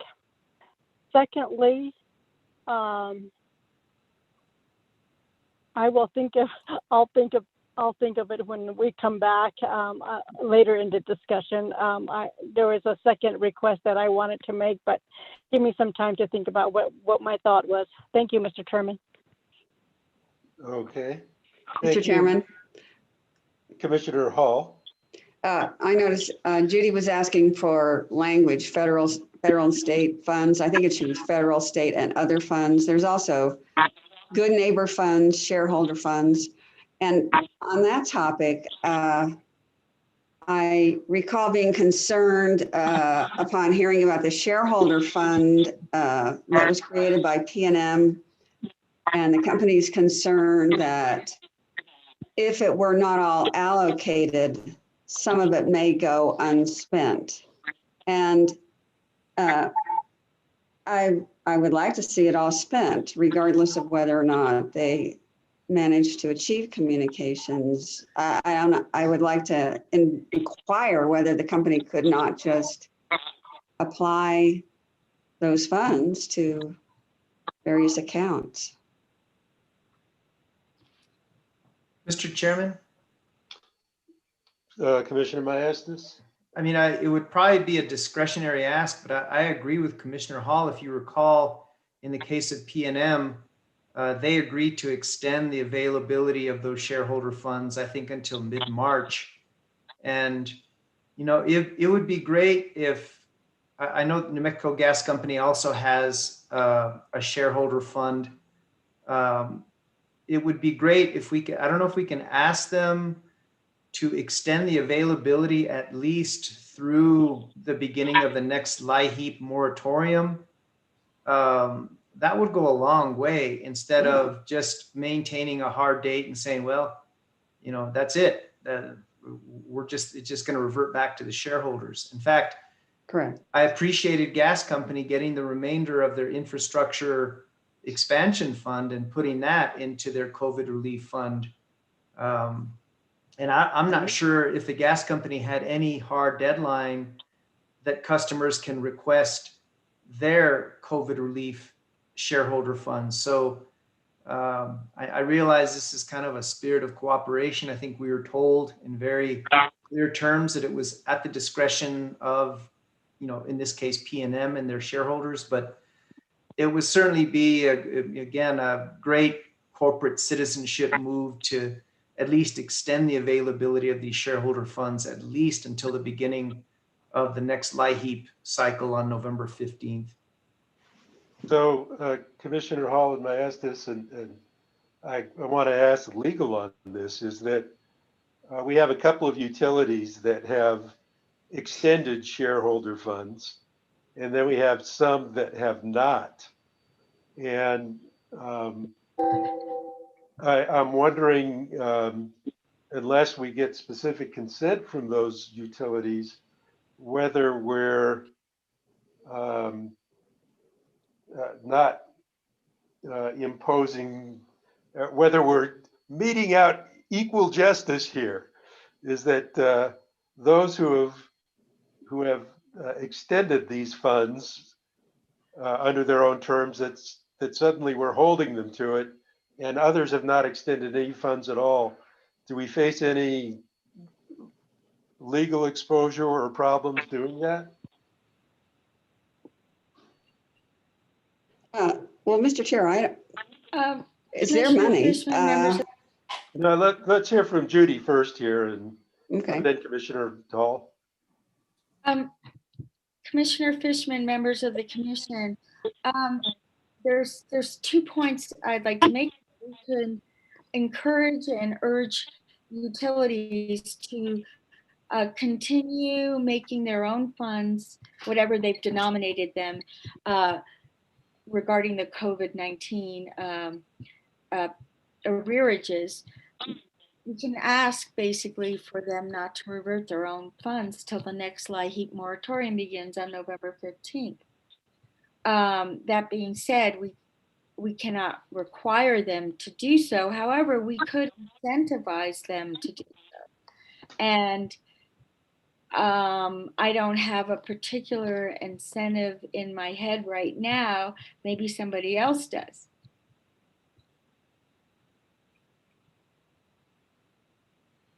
Mr. Chair, I don't have an incentive in my head either right now, but I do think it's a good idea to ask them to extend the offer. As I was saying, it's their money to extend or not extend, but it certainly would be, you know, good neighbor behavior in this dire time. Judy, maybe we can, if I could, Mr. Chair, just. Sure, go ahead. I mean, there is already a voluntary element to this order, and it pertains to the duration of the moratorium. I mean, it's mandatory as long as the governor issues her public health orders, but if those expire, we're asking them to continue the moratorium, and perhaps, in that same language where we mention that if that occurs, if the public health orders expire before the end of the transition period, that they continue not only extending the moratorium, but the availability of their shareholder COVID-19 relief funds. And I think that would be appropriate during the moratorium. And that's the height of this problem is, when the mandatory moratorium is lifted. And I think if we could add it in that language, I think that would be, at a minimum, something we should include in the order. So Judy, can you, we're kind of doing this on the fly, but can you put some language? I think Commissioner Maestas makes a good suggestion there. What language do you suggest we put there? I would agree with what Commissioner Maestas stated, which is that make it mandatory during the period during which the governor's orders continue, and make it voluntary that they not revert their funds until the next LIHEAP moratorium begins. Okay, you got that in your notes? What I'm thinking of doing here. Yes, I do. What I'm thinking of doing here procedurally is, after we finish this discussion, is having you read through, Judy, all the potential changes. And if we're tracking well on it, we can maybe adopt them together as one amendment. So I'm kind of depending on your tracking here. I could read off the suggested amendments to the proposed order. And then I wanted to piggyback on Commissioner Hall's comment on the waived late fees. So the language that's in there now, to me, comes across as an invitation to put waived late fees into a regulatory asset. And I know when we discussed last week, my thinking was no, I wanted a statement that late fees cannot be put into that regulatory asset. I don't know if that's creates any due process issues, that we are taking away the ability of them to argue that issue. But at the very least, I would just want to take that out, because to me, it reads more like an invitation. And really, my preference is I'd like to say right now, no, waived late fees cannot be included in the regulatory asset. Mr. Chair, I thought that the waiver of late fees is in the rule under the conditions of a mandatory moratorium. And so I think if there's any discretion or a need to address the waiver of late fees, it would be during the kind of the voluntary part of the moratorium. So can you clarify that, Judy? I thought it's in the rule that late fees are waived throughout the mandatory moratorium. In other words, the moratorium that is being supported by the governor's public health orders. Yeah. I'm understanding it a little bit differently, which is that, yes, they're waived currently, but that leaves still open the question of whether they can keep track of how many late fees they waived and then put it into a regulatory asset for later collection. And so that's the piece that I'm concerned about. Mr. Chairman, Commissioner. Gotcha. Mr. Chairman, Commissioners. Yes. It's Michael Go Smith. ahead, Mike. Commissioner Fishman, your understanding is correct. At this time, the order that was issued for the original moratorium, in conjunction with the order that was issued for the regulatory asset, allows the order on the moratorium, the original order on the moratorium requires a waiver of late fees. The order on the regulatory asset allows the utilities to record a liability on their books for expenses, uncollectible expenses related and expenses related to the COVID-19 crisis. So that is an issue that will be addressed when they file a rate case and seek recovery of their regulatory asset. So it's waived as to the customers are not going to be charged a late fee, but whether that is a proper expense that is recoverable in rates subsequently will be determined in a future proceeding. So if, Mike, if we put a statement in that they may not be included in the regulatory asset, is that a due process issue because we haven't allowed folks to argue it, or not? Well, it contradicts the order that the commission has already entered. Which order does that contradict? The order is allowing the utilities to establish a regulatory asset. When was that issued? And June 24th. and what was the purpose of that order? That was the commission. A number of utilities filed an application asking for the authority to record a regulatory asset in the recording basically unrecoverable expenses and extraordinary expenses that they're incurring as a result of the responding to the COVID-19 crisis. So it's not just limited to customer arrearages and late fees, but those are presumably included in that. And so they have been authorized to record that. It's a pure recording order. It just allows them to put it on their books. It makes no finding as to whether it's a recoverable in the future rates or whether they're entitled to return on it or carrying charges or anything of that nature. That would all be addressed when they come in for a rate case and try and recover the regulatory asset. So that order referred to extraordinary expenses, but it did not enumerate late fees in particular? No, I don't believe that we did not make any ruling on any specific expense. Okay. So they will, I would assume the companies would, in a rate case, assert that that order would include the opportunity for a regulatory asset to be created for their late fees. Would you say that's a? You have to remember that late fees are not necessarily reflective of actual expense. Correct.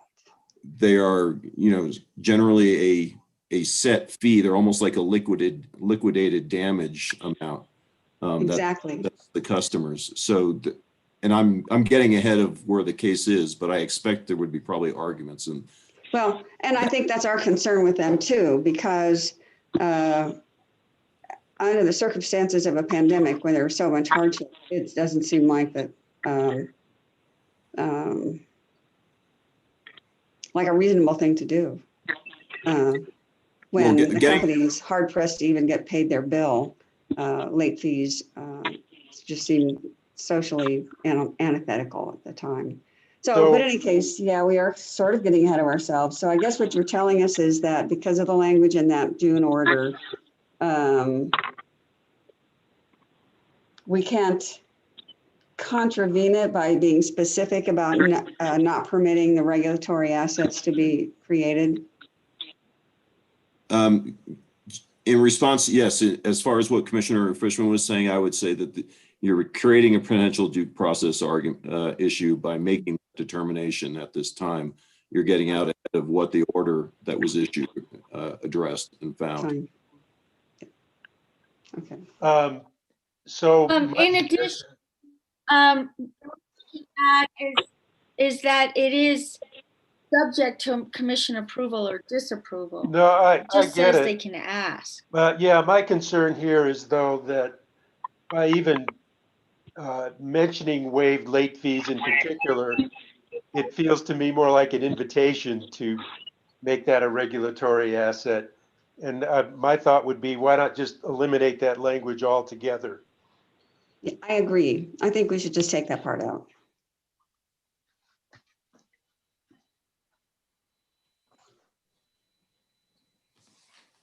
Oh, So are the, okay, that would be one of the, that would be one of the amendments.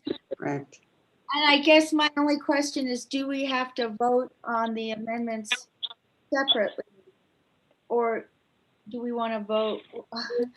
I don't want to make things complicated, but do we want to vote on them individually? Mr. Chair. Maybe, Mr. Chair, if I could. Sure, go ahead. Maybe we can have just Judy summarize the amendments, and if there's any objections as we go through, then we can vote on it. If not, we can just vote on all the amendments.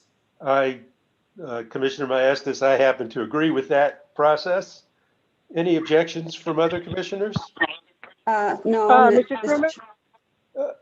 Commissioner Vicente Aguilar.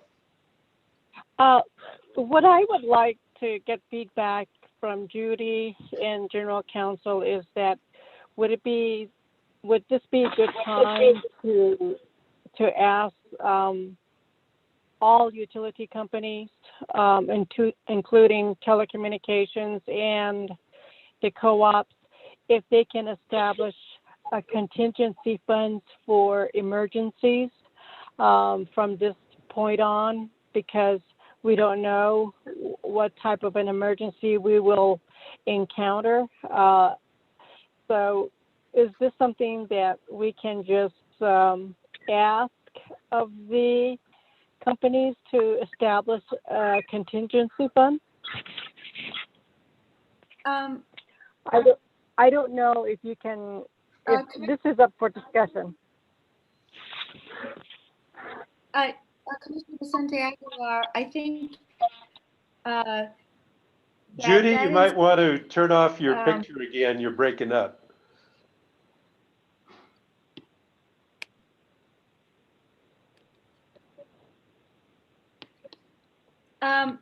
Commissioner Vicente Aguilar, I think it's something that we could address in this particular docket, though. I don't think it's appropriate to include telecommunications, because this specific order relates to electric utility customers and gas company. And the rule also applied just to those types of utilities. It didn't include telecommunications companies. So that's a whole nother area. We could have included them and we didn't. And so that being said, but with respect to the utilities that are included in this order, you could ask utilities to develop proposals for how to set up contingency funds, or ask them to report on whether or not they have contingency funds. Some of them may actually do.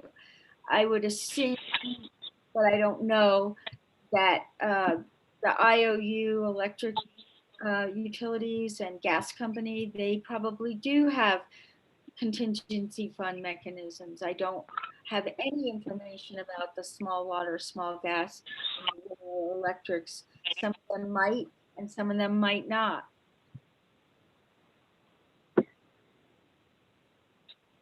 Thank you very much, Judy. Mr. Chairman, I'm done. Okay. Any other discussion of changes, amendments? Mr. Chairman? Yes, sir. Mr. Yes. Mastic. My last, at least question is on the monthly reporting. I think we've seen at least 2 variance requests on the reporting of arrearages. I think it was from the IOUs. There's an issue with the SEC filing deadlines, and they wanted to sync that up. So I'm wondering if we want to change the deadline of these monthly reports, I know we're asking for at least the ones that are germane to the transition period, in paragraph E, 15th of every month, but do we want consolidated reports? Do we want arrearages and reports on disconnections, or is it okay to have separate reports? And I'm just thinking about the IOU's concern about, you know, any reports regarding their arrearages that could affect their SEC filings. So is it okay? I mean, do we want to go with just separate reporting instead of consolidated reports, arrearages, disconnections, and all that? Other commissioners, any comments? Go ahead, Commissioner Hall. Well, I have no problem with syncing up to the schedule. I would like to do whatever is most convenient for the companies without compromising the information we're asking for. You know, if they have different content for us than they have for the SEC, then maybe it would help them to have different deadlines. But if they're asking for a waiver in order to get to sync up both reporting requirements on the same date, then I'm fine with that, as long as we get what we're asking for.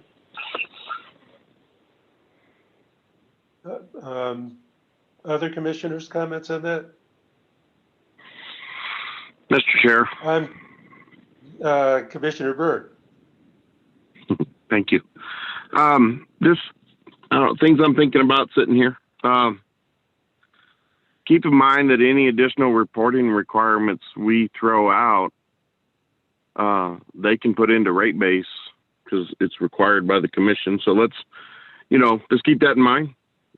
Somebody's got to pay for it, and it's going to be our ratepayers, which we're trying to protect. And then I don't oppose the on the late fees. I don't oppose taking them out at this time, but just keep in mind that it's very possible that by doing so, we're exacerbating the problem we're trying to minimize. The whole point to late fees is to ensure that customers pay in a timely fashion. There's really no other point to a late fee other than just to get you to pay timely. And so now that everybody knows that, gee, I don't even have late fees being accrued, I'm going to pay today what I would pay 6 months from now. So more people may not be paying than otherwise would have. And I'm not saying I'm opposed to it, just stuff to keep in mind. And then, you know, that the more precise we make the order, the more we're restraining companies from achieving the goals we're wanting to achieve. They all, or I wouldn't say all, a lot of the big companies, including water, gas, and of course the IOUs and co-ops, all submitted kind of plans of what they would like to see happen. And the more precise we get on our order, the less flexibility we're providing to the companies to deal with their customers as they see fit. And then, so now changing subject again, on the extent or the monies that were made available by the gas company and PNM, you know, we applaud them for doing that, making those funds available. But it seems like we take away from the intent, their goodwill intent, by then mandating that, gee, you're going to do it the way we want to. You know, that's the same as you or I donating to a cause that we find is important, and someone coming along saying, that's great. You need to donate that every month. So those are just comments, things that I'm sitting here thinking about, you know, just trying to be aware of the fact that we're dealing with a bunch of different companies here, and we don't want to take away from their goodwill. We just want to make sure that at the end of the day, we're doing what we can to help customers get through a difficult time. And that's my comment, and it's just purely comments. Thank you, Mr. Chair. Thank you, Commissioner Byrd. We can always count on you to keep us honest about over-regulating or making it more complicated than it needs to be. So the input is always appreciated. Mr. Chair. Yes, sir. And I share your view on a lot of that. So anyway, any other amendments to suggest before we have Judy read down the list? Mr. Chairman, it's Michael. Yes. Commissioner Byrd actually touched on something I was going to try and address. And I'm not sure that I heard it correctly, but it sounds like I may have, based on what Commissioner Byrd just said, which was there was the discussion about the company shareholder contributions. And I thought I understood that at one point that there was a response that we were going to be mandating that they continue making these contributions. And I think that was contrary to what Commissioner Maestas had been characterizing it as, which was a community, goodwill thing. And I thought Judy had said something that there was going to be a provision that's mandating it during the time that the governor's orders were in effect. And that would be beyond our authority. Yeah, I thought Judy was pretty clear that we couldn't mandate it, and that would be reflected in her language. So I take I your just wanted to point. make sure we were on the same page. Yeah, I'm not sure we all are, but you and I are. Let's see, as Judy reads down the list, if everybody's on the same page on that one. Okay. Mr. Chairman, Yeah. there is many suggestions to the amendments, and I think it would be best for Judy to control it, because we did ask Judy to summarize it and put it into a document.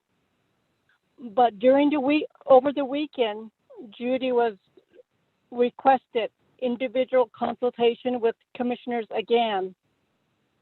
I don't want to go through that process again, because we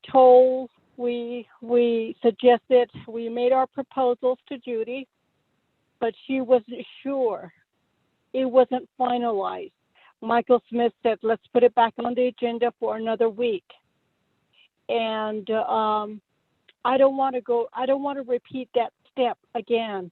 I think the best way to address it is to let Judy know this is the way the commissioners stand on each issue, as she is calling them out one by one. So if it fails, it fails. If it passes, it passes. Can Judy just be very clear? This is the amendment. Let's take a vote. And she should have a tally sheet. That's what I would like to say. Yes, Mr. Chairman, thank you. No, and it's a good suggestion. We need to, we can't let this, we don't want to let this order lapse, so we need to get this done now. And so that's the intention here that I'm following, Commissioner Vicente Aguilar. And we will not have to come back to this next week, that we'll have an order today, and that any tweaks that we need to do to what we've discussed based on what Judy's already incorporated based on our discussion, we'll just quickly do it as we go down the list. But we're not gonna come back to this next week, if I have any say in it. So thank you for those comments, because I think they're spot on. So Judy, would you like to read down the list of amendments that we've talked about? Yes. And commissioners, only comment if you think we need to make a tweak or a change, and we can do that real quickly. And let's go from there. Go ahead, Judy. Okay, so the first amendment is on page 6, and it would be to delete the sentence that, or the phrase that says utilities may request permission to include waived late fees as a regulatory asset in case 20-00069, subject to commission approval or disapproval. That language would be deleted. What paragraph was that in, Judy? That was on page 6, and it was in paragraph 14. Okay, fine.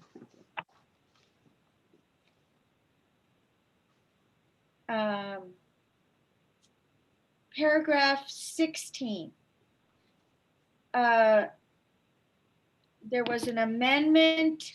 Paragraph 16 is on page 7, and this is similar to decretal paragraph E. So decretal paragraph E would also be amended in the same way. Could you repeat that, Judy, please? Sorry, can you repeat that? Yes, paragraph 16 is the same as decretal paragraph E. So whatever amendments would be made to paragraph 16, the same amendments would be made to decretal paragraph E. That being said, it's regarding the monthly reports. Rather than having them on the 15th day, they would be the same day as the arrearage report is due in case number 20-00069. That's one amendment to paragraph 16 and E. The next amendment to paragraph 16 and E be adding a summary of call notes and attempts at communication and the circumstances surrounding the disconnections. Mr. Chairman, Yes, Commissioner Vicente Aguilar. I would like to object to that. The number of calls and getting the full explanation of the calls. I don't want to micromanage the utility companies. I want to leave it in the hands of their management and their corporation, that they're doing that the best that they can when it comes to how they manage their customers. Thank you. Okay, I think we have some disagreement there, and it might be worthwhile to move this as an amendment and vote on it right now and go from there. So I will move for this amendment to be incorporated. Is there a second? Yes, I second it. Okay, and Mike, can you take the roll?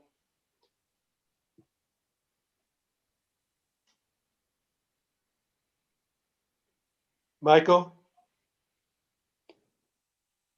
Can you hear me now? Now we can hear you. Okay, sorry, I was doing it, but nobody responded. Commissioner Vicente Aguilar, I will vote no. Commissioner Byrd, No. Commissioner Fishman, I'm gonna pass. Commissioner Maestas, Aye. Commissioner Hall. Aye. Back to me. I'm gonna do an aye. So the provision passes by a vote of 3-2. So excuse me, Judy, please continue. Mr. Chairman, can we take action? If we're going to vote on these, why don't we at least take action on the previous amendments? I know there was no objection, but if we're going to go down, we might as well address them as we go. Okay, if we feel better that way, I'm fine doing that as I well. would. So would you like to make a motion? Yeah, I move to approve the previous, I think there were 2 amendments that Judy outlined. And I second that. Okay. Can I And ask for clarification on her first one about the late fees? Are we omitting the final sentence in paragraph 14? Or just the second clause, the clause after the first clause that says late fees should be waived during the term of the installment agreement? You're Commissioner Hall, you're correct. Late fees should be waived during the term of the installment agreement, period. Okay, The rest of that sentence about requesting permission as a regulatory asset, that's all stricken. okay, fine. Thank you. So, okay, we've my got second a stands. motion from Commissioner Maestas, a second from Commissioner Hall. And Mike, go ahead, call the roll. Commissioner Vicente Aguilar, Aye.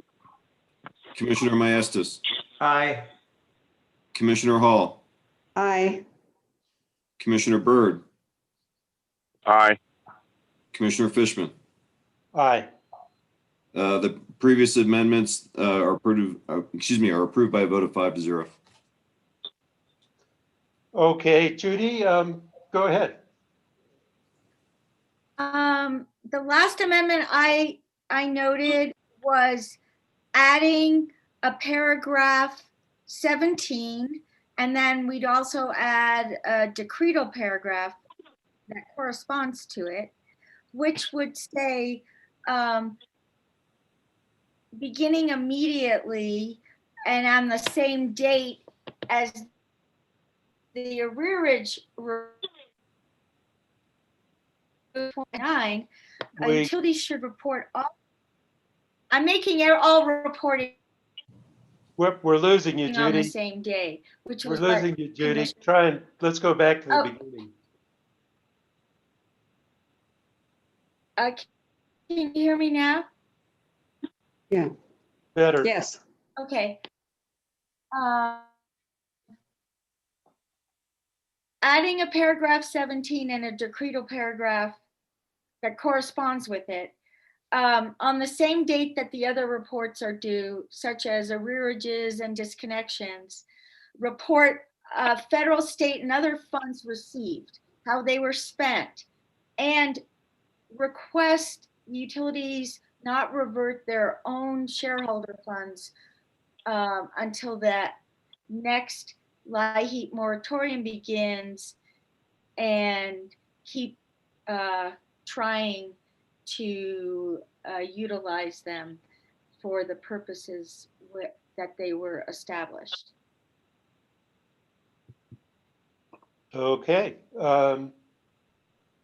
Is there, I'll move that one.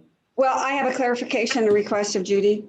When you mentioned state and federal funds, I thought I heard you say other state and federal funds. I think you should say federal, state, and other funds, because there might be tribal funds. There could be a variety of different sources. So I would leave an other category there for funds. I meant to say other funds, just you're right. Federal, state, and other funds received. Yeah. And Okay, how thank you. spent. Okay. And so I'll move that with that amendment. I'll second. I've moved, Commissioner Maestas seconded. Please, Mike, take the roll. Commissioner Fishman, Aye. Commissioner Byrd, No. Commissioner Vicente Aguilar, Aye. Commissioner Maestas, Aye. Commissioner Hall. Aye. Proposal is approved by a vote of 4-1. And I believe that's the whole list, correct, Judy? Commissioner Fishman and members of the commission, I don't have any other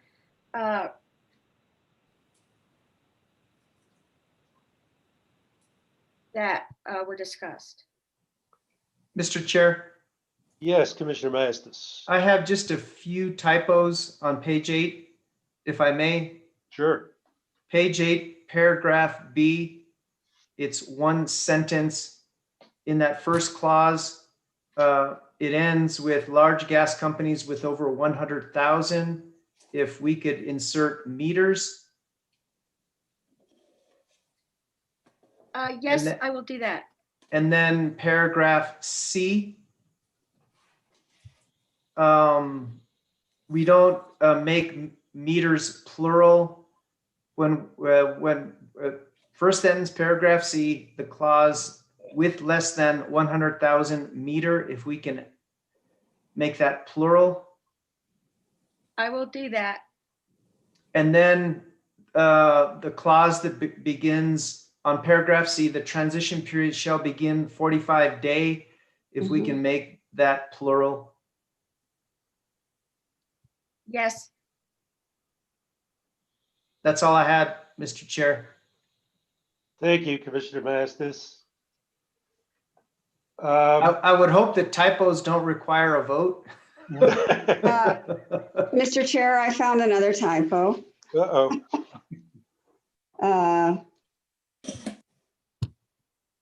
Wait, I just looked up and lost it. Hang on a second. Oh, now I can't find it. Never mind.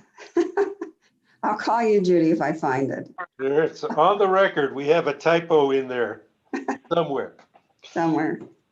Sorry. So we've voted on the amendments. Now I believe we need to vote on the order. Yeah. Do I have a motion? Move to approve. A second. So Commissioner Maestas moved, Commissioner Hall seconded, and Mike, please take the roll. You move to approve as Amended. As amended, correct. Seconded as amended.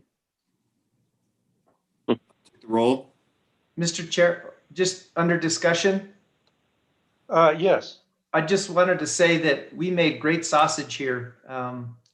No, really, in all seriousness, this is really an important topic, and I really do. I'm proud of the collaborative way we went about coming up with a compromise. We listened to the entities in the workshop. We are considering both sides, the situation of the customers, the situation of the utilities, particularly the co-ops. We're entertaining this idea of transitioning out of this devastating pandemic.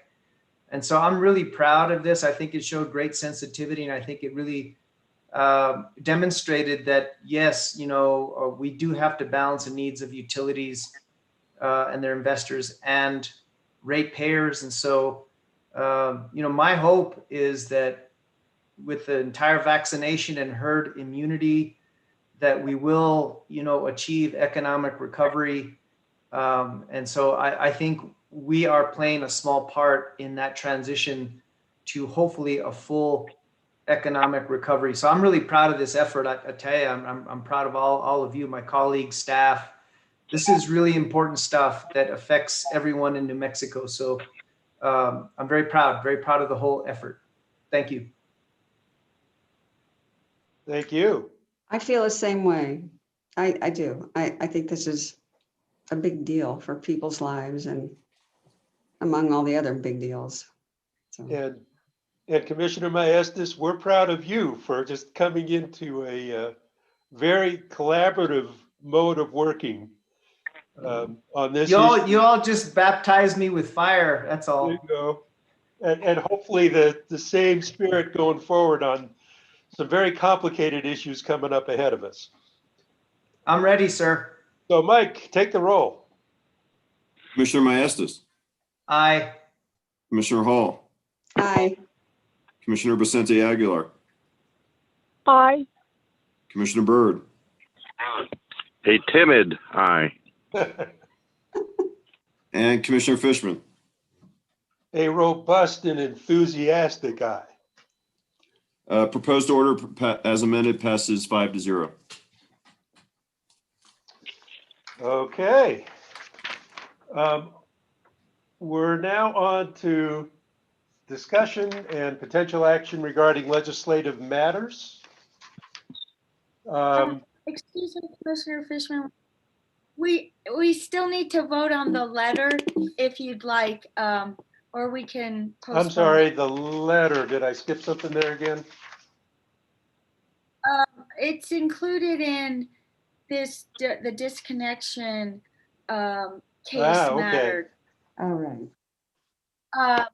And last week, it got moved to the very end, and we needed updated numbers, which I provided the commission with extreme help from Isaac, who also provided you with a PDF spreadsheet that included total utility delinquency numbers, total customers subject to disconnection.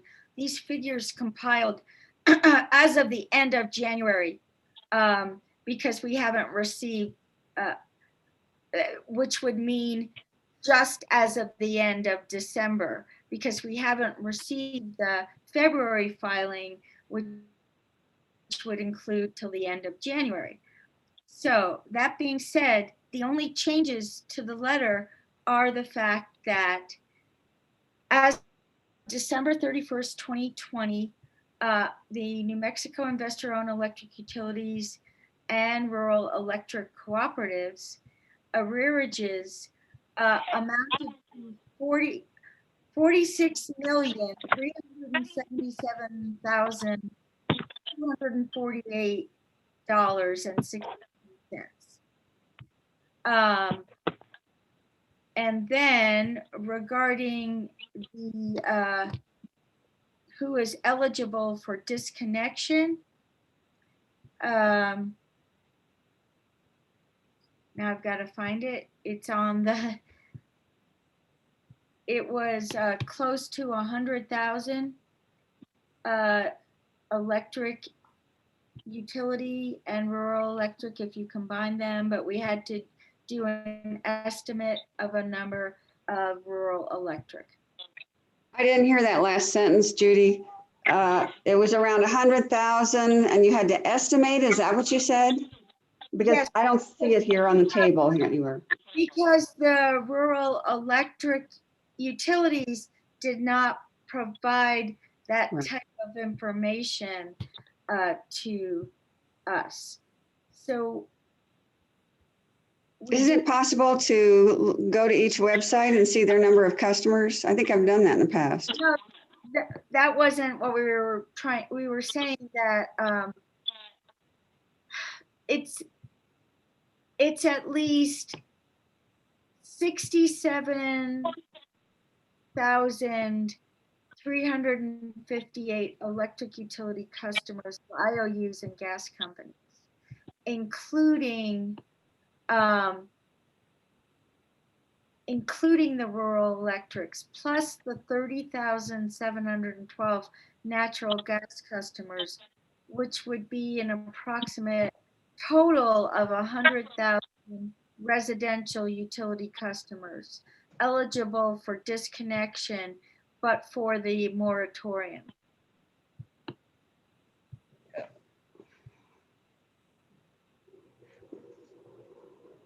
Okay, I'm a little unclear about what eligible means. Does that mean they have taken advantage of the moratorium for whatever purpose and not paid their bills? This is the number of people who are not paying their bills? These are the number of people who are in arrears. In arrears, okay. But for the moratorium, they would have been eligible for disconnection. Yeah, okay. I mean, do we actually know whether or not it's but for the moratorium? You mean they were consistently paying customers up until the moratorium?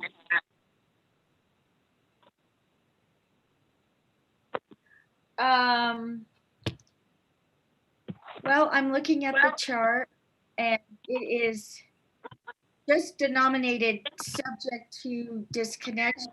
So I guess we don't know for sure if it was due to, that the moratorium. Okay, but in any case, they're not paying now, right? Right. Yeah, okay. Thank you.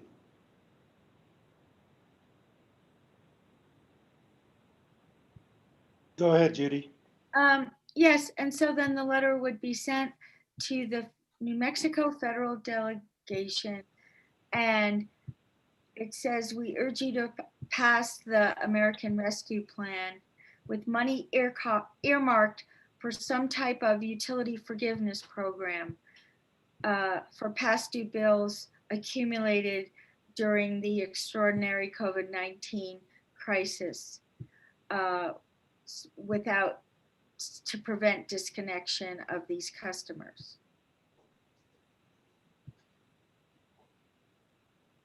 Mr. Chair, I do have another question of Judy. Sure, go ahead. Judy, on this table, it says as of the most recent filing, that first column. And I noticed one company filed in 2021, but the others, they had filed in December 31st. We don't have January date information from the other companies by now? No, we do not have the January 31st data yet. And if you wanted to wait to send the letter until we got the January 31st data, we could. That being said, the bill is being considered in Congress, and probably the sooner the better. I agree. I don't want to delay it. I just wondered when the data was due and so forth, but it's fine. It's due. It's not a big deal. I think it's due by the middle of the month. I guess I was just wondering about some sort of hardship on the companies, why they didn't do it, but I'm remembering it was December. Maybe that's why. No, they've got December's in. Well, I don't know, but let's go on. The letter's fine, as far as I'm concerned. Any other comments on the letter from commissioners? Mr. Chairman? Yes. Okay, it's been changed. No, I hadn't seen the latest version of it, but it has all of our names. The only thing I didn't see in here is an acknowledgement on what's been provided or what we received so far through the CARES Act. I just think, just saying, we are grateful for, the original allocation for assistance to, utility customers through the CARES Act. And I know that money came through the Department of Health, but was dispersed directly to the utility vendors. So if we could just acknowledge the gratitude for that at the beginning, then I think that would be good. Yeah, I agree. That's three of us. So Judy? Yes, so do you know how much we received from the CARES Act? I don't. I have it was covered by the media, and I have an article that had the total. I can get you that total. That would be and that would be good, and with a date like of when we received it, and I can add that. Sure. And do you want to have every commissioner sign it, or do you want to have Commissioner Fishman sign it on behalf of the commission? I like all of us being there on the signature line. I'm fine with that as well, Judy. And my assistant Jonas is going to get you the. Oops, I don't know where that echo's coming from, but yeah, he'll get you the information. Okay, are we going to trust Judy to get that language in without us doing it here, going through that detail of the meeting, and are we ready to vote on the letter? I move to approve the letter as amended, as we discussed, with the language to come after the fact. I'll second that. Okay, so we moved by Commissioner Maestas, second Commissioner Hall, and Mike, can you call the roll? Commissioner Fishman, Aye. Commissioner Maestas, Aye. Commissioner Vicente Aguilar, Aye. Commissioner Hall, Aye. Commissioner Byrd, Aye.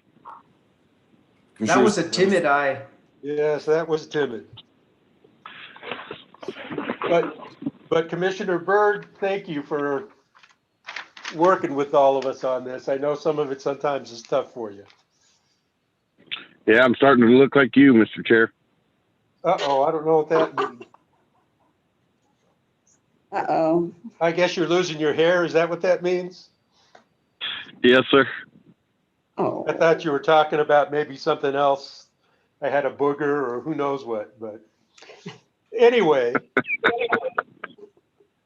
let's go on to discussion and potential action regarding legislative matters. Thank you, Mr. Chairman and Commissioners. Hope all is well with everybody. I wanted to just make a couple of clarifying points. On the agenda, you see House Bill 4, which is also on your screen, the Mexico Civil Rights Act. That was an accident. That was accidentally carried over. We had some technical difficulties with our Roadrunner program, and we were using this bill to kind of troubleshoot the issues, and it accidentally got published on the iframe at the same time the agenda went out. So that one can be ignored. The first two that currently do not show a bill number on the agenda actually have been read into legislation. The first one, for your reference, when the FIR, draft FIR comes across your email, is Senate Bill 155. The second one is Senate Bill 156. And obviously, these were bills that were read into legislation after the agenda was published. There's also, I don't know why, unless Mike has a reason, some of the bills are in bold text. That there's no significance to that on my behalf. So not that I'm wanting to draw any attention to any bill over another one. And then Senate Bill 72 should have not been published on this iframe. As I went back and reviewed it, there's no impact to the PRC regarding that legislation. So altogether, there's currently, before today anyway, that's what I've been trying to do, is manage the FIR requests that have been sent today. But there are a total of about 17 bills that are currently being tracked and have some potential impact to the PRC that we have already submitted or are working on the FIRs. And so we'll continue to respond appropriately and in as a timely fashion as possible. There was a lot of bill discussion on Tuesday, and I just want to share with the. Welcome to enter your meeting ID followed by pound. Oops, somebody's phone is sending us messages. Please turn it off if you can. So, Mr. Chairman, I'll continue. 888. This meeting ID does not exist. Please I think I figured it out. Sorry. Okay. I muted them. So anyway, there was a lot of discussion yesterday on about 4 PRC bills. I believe a couple of commissioners had an opportunity to either participate or listen to the webcasts. Just for clarification, when I send out the calendar invitations, the hyperlink or web address that is included in the subject line is simply the webcast on the New Mexico Legislative website. So you can actually access the broadcast multiple avenues. I just thought that'd be an easy reference point for the commissioners and others to gain access. Unless we are directed or unless the commission takes a position on any legislation, I will continue to reference and direct people to take note from the webcast itself. Obviously, that does not restrict any commissioner from participating under the public comment links that are being provided by the committees. Now, each committee is different. So if you're ever interested, like I mentioned last week, please get in contact with me. I'll give you some direction on how to register, sign up, or even access the public comment link. There was some interesting discussion on Representative Small's bill Tuesday during the House Energy, Environment, and Natural Resources Committee. And I just have to share with the commission that he continuously referred to the Public Regulation Commission as the soon-to-be Public Utilities Commission. So I think a lot of people took note of that. Not that we've seen any PRC reform draft bill or legislation introduced regarding the constitutional amendment and how the legislature is going to redefine what a public utility or what jurisdiction the commission has for the foreseeable future. On the flip side, I have to share with the commission that I believe a comment was made by Senator Worth that telecommunications is likely not going to be considered a public utility due to the constitutional amendment and therefore may not be subject to the PRC's jurisdiction in the future. Now, that was a comment that was made in the afternoon session on Tuesday, which was before the Senate Tax, Business, and Transportation Committee. I wasn't actually listening to that one, unfortunately, but I know staff actually relayed that message to me, and I thought it'd be good for the commission to just know what's being said. Even though we haven't received a draft, it kind of gives us an idea what we can probably expect, right? So, just being transparent as possible. Is there any questions from the commissioners regarding a specific bill, or would you like to dive into the status or action taken on any of the legislation? Mr. Chair. Commissioner Hall? I don't have any need to have these explained to me. I think they're pretty self-evident. I printed them out last night and read through everything that was provided. I thought it was a very comprehensive batch of information. I mean, sometimes I guess all that was available was a capital road runner analysis or something, but even that was well written. So I think the information provided is ample. Commissioner Maestas. Thank you, Mr. Chair. I guess my comment first speaks to our FIR process. And in looking at the FIRs, I noticed that there's the last part of the FIR asks for suggested amendments to the legislation. And that's what I think is the most important part. And I've seen certain FIRs that allude to the need for an amendment in prior sections, but yet the part that has the heading suggested amendments, it's blank. And so I would ask maybe going forward that maybe managers like perhaps John, Utility Division Director, and maybe the Chief of Staff would focus on the amendments after staff has already provided kind of the body and the lion's share of the content in the FIR.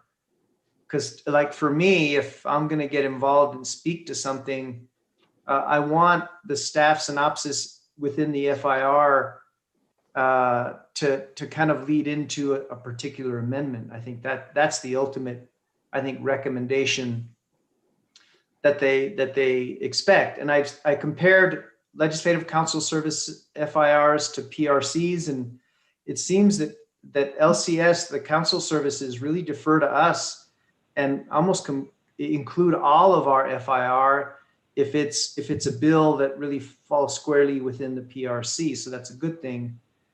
But it'd be good if someone, maybe John, if it's utilities, have the division director and the chief of staff focus solely on any amendments after staff has drafted the FIR. And I think that would help me a lot as a commissioner and determine if I want to get involved or engage in any way beyond reviewing the FIR.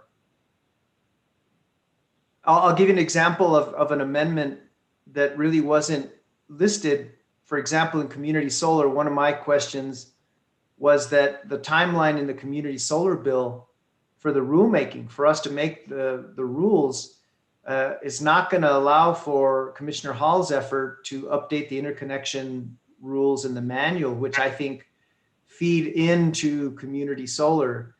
And I think staff had recommended, instead of what was it? I think an August 1st deadline of 2021, staff in the body recommended that deadline for the rulemaking be extended all the way to July 1st of 2022, but there was really no amendment to that effect. And so that's just an example of how I think we just need to take the process a bit further. And if we feel amendments should be made, let's indicate that, in the amendments part of the FIR. Which community solar bill was that? There were two. Was it Senate Bill 84 or was one at the beginning of the list? HB 106 or SB 84?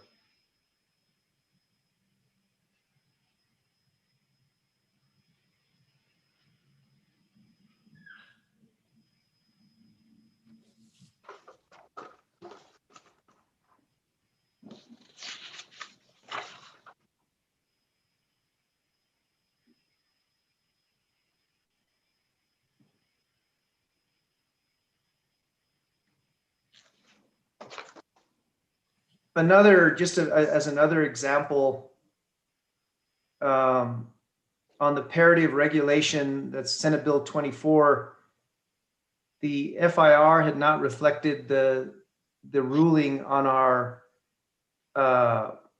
on CenturyLink's appeal of our decision regarding the quality of service standards.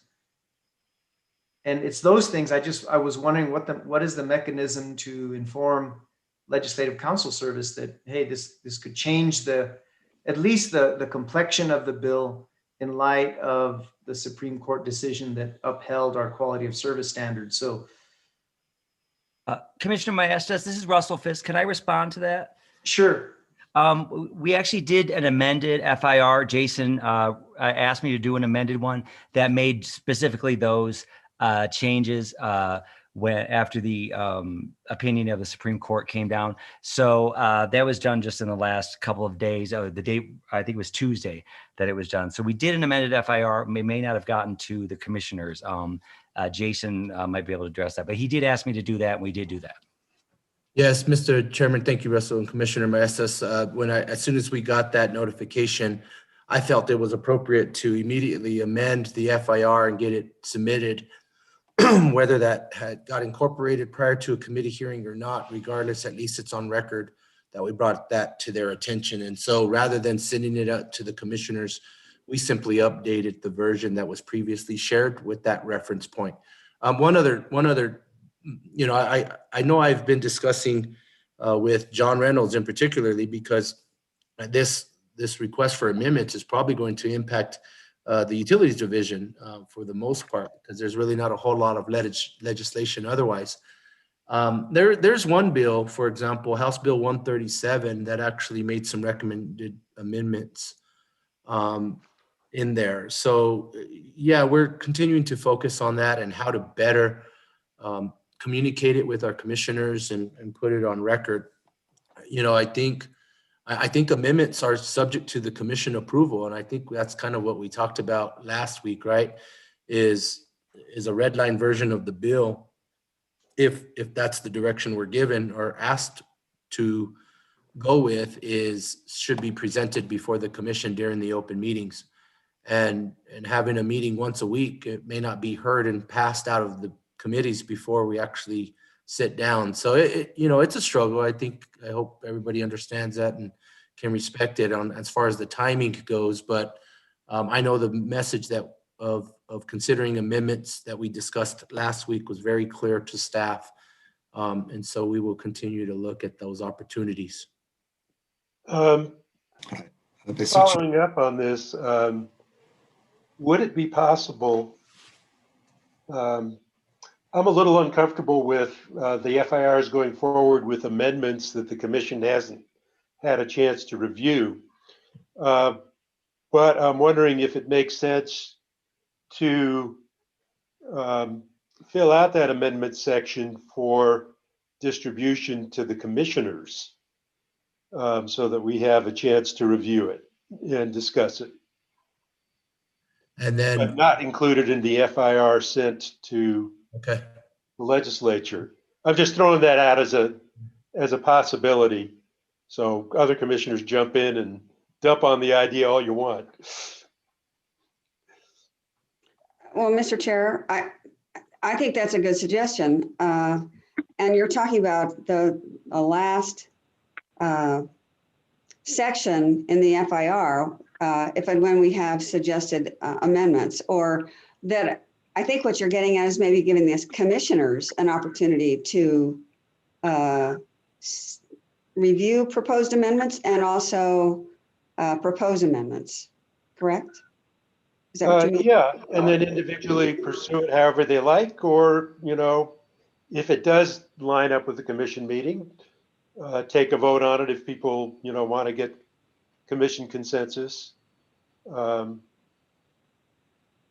So anyway, it's just a way of staff being able to express its thoughts to the commission without committing the commission on an FIR in terms of amendments.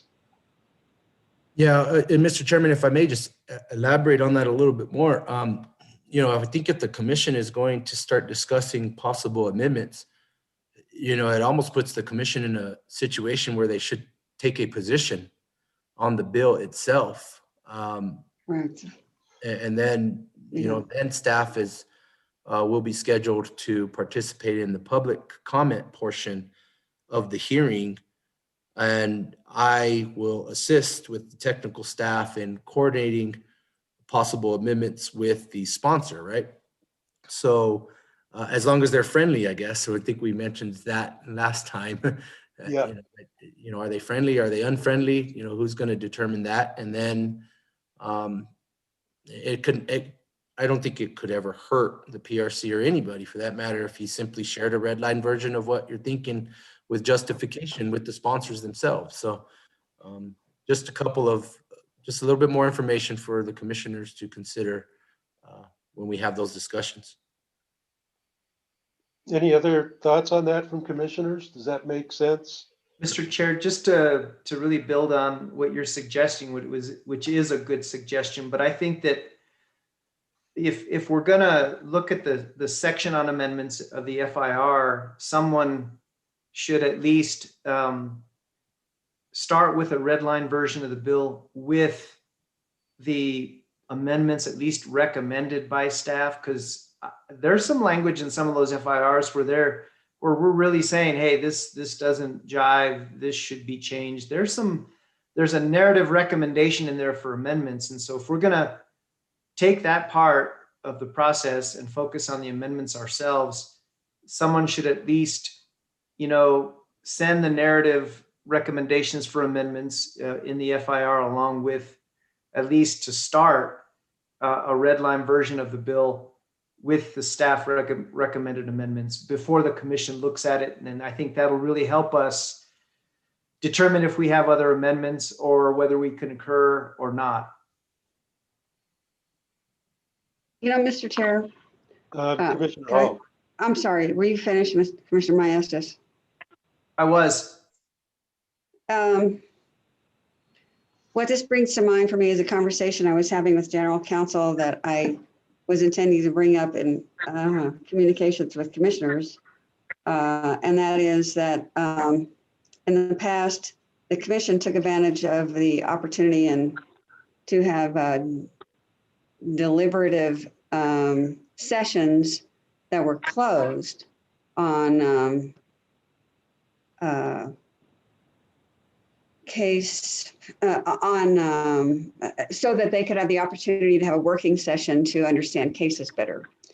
And it seems to me trying to reach some sort of understanding with a red line being circulated around is the type of activity that could lend itself well to having a closed working session to deliberate among ourselves with general counsel as to whatever nature and type of amendments we might want to have. I mean, the idea of just doing it, you know, through red lines being passed around, just to me seems logistically not ideal, when it might be more efficient to just have some sort of closed deliberative session. Well, I guess the difficulty there is you have to notice closed events, and that requires 72 hours. So maybe that's the problem. Well, okay, I retract that suggestion, but I think it's a device that has been used in the past that maybe we should try to use for other purposes in the future. Mr. Chairman, Commissioners, sorry, there's some noise. I just wanted to point out actually that option is only available in adjudicative cases. Correct. Yes, it would not apply to legislative matters. Okay, thank you, Mike. I forgot that part. Okay, any further discussion on legislative matters? So let's move on to communication with commissioners. Mr. Chairman, I think you have communications with Chief of Staff. I'm being felt like I'm treated like Mike Smith right now. See, it's, oh yes, we do have Yes, thank you. I turned the page too quick. No problem. I'll be brief. I just wanted to revisit the proposed 2021 meeting calendar. I had distributed that a few weeks ago, I think early January actually, and I didn't get any comments back. And one of the weeks that is blocked out is next week due to the NARUC Winter Policy Summit was the reason that was previously blocked out. So I just at least wanted to revisit the commissioners' schedules for next week. If anybody is attending, I'm not sure if you are or not, but at least wanted to bring that to your attention first.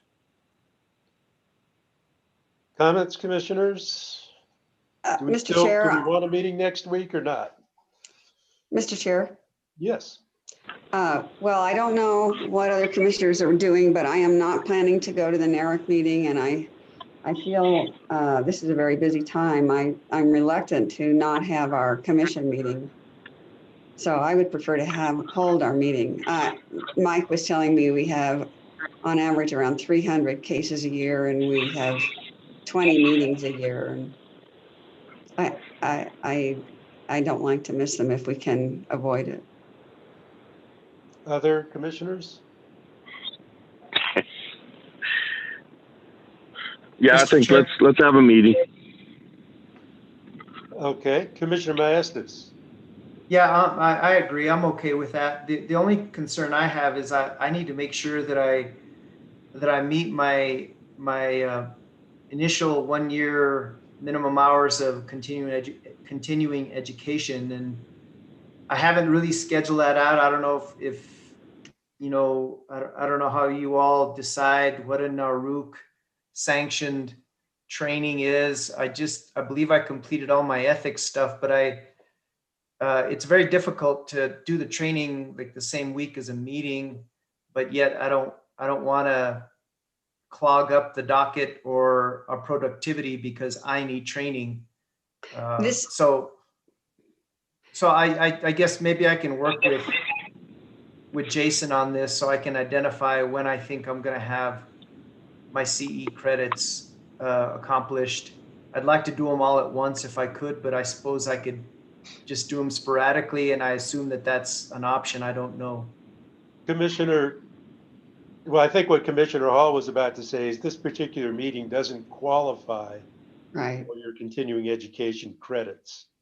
These are quarterly meetings, and they don't qualify. So you're not sacrificing an opportunity to earn credits. And Gotcha. Commissioner Maestas, I think we have taken a position to recommend that the commissions take advantage of the New Mexico state classes, along with the ethics and the other program that you're already participating in. They offer others that contribute towards your continuing ed as well. So are they NARUC approved? Yes, it's my understanding that the New Mexico classes all cover continuing education credits. New Thank you. Mexico State University classes are NARUC approved. Yes. Yeah. Chief of Staff, any further? No, I just want to report that everybody seems to be doing safe and continue to be in good health. And we're just moving forward. We've got a lot on our plate, as you already know. And by the way, I concur with everybody. Let's meet next week. We got too much on our plates to skip. Mr. Chair, Yes. if I may, I thought in the last meeting, Jason, you're going to ask for our feedback on the draft floor plan and the terms of the lease for the office. I did look it over and I do have some feedback, but I'm happy to, give you that feedback offline. I have no problem with that. Okay, yeah, just a quick update on that. Definitely, I can give you a call offline, no matter, no problem. Just to give you, we are in the process of preparing the actual lease. The revised proposal doesn't actually require a hard signature on behalf of the agency, and at least give some assurance on what we agreed upon. And I have been in communication with the Department of the DFA Board of Finance, so I have some update on that, and I think they are awaiting for a final lease agreement with the Bolcom building, and then they would likely proceed with the transferring the funds from that grant application. Okay. On to communications with General Counsel. Just briefly, we'll take a look at the issue about trying to work with IT on the issue of getting those recommended decisions hyperlinked. I was noticing while we were talking about it at the beginning of the meeting, I went to go look at our webpage, and it appears it looks like we have the technology to do it, but we're not going to be able to. We're going to have to provide the documents to IT, I think, in advance, because the documents that as they exist in the e-docket requires access through a password, and so I don't think you can hyperlink to those directly. So we'll have to provide IT, and they'll have to post them. I don't know what challenges that will provide, but it certainly looks like we could do something with that. And just letting you know, we're working with Chief of Staff on looking at the lease, and hope to get that done. Okay, thank you. Communications with commissioners. Mr. Chairman? Oh. Yes, Commissioner Hall. Well, just to follow up on what Mike said, actually, I guess what I had envisioned was hyperlinks to all the documents that appear on the agenda, but I want to ask him if there's a problem with including, well, I think there might be a problem with including the memos. Is that correct, Mike? Yes. I don't think they should be provided. And proposed orders, are those considered public documents before we make a decision or not? The proposed documents are attached to our memoranda as Attorney Flynn. Oh, I see. Okay, then. So it would just be the recommended decisions then that would be made available, correct? Correct. Okay, thank you. Other commissioner comments? Yes, Mr. Chairman? Commissioner Vicente Aguilar? Thank you. Thank you for the opportunity. I was thinking out loud earlier in our discussions with certain items on the agenda, I would like to request the General Counsel's office to write a letter to Navajo Department of Justice or the appropriate agency with the Navajo Nation to get some feedback about how many telephone companies receive CARE Act funding through the nation that provide services in New Mexico. And is this something that we can do? I would just like someone from the General Counsel's office to get back with me, or if there are any objections from the other commissioners, feel free to jump in. That's my request, Mr. Chairman. Thank you. Any objections from other commissioners? No, I think the answer is go for it.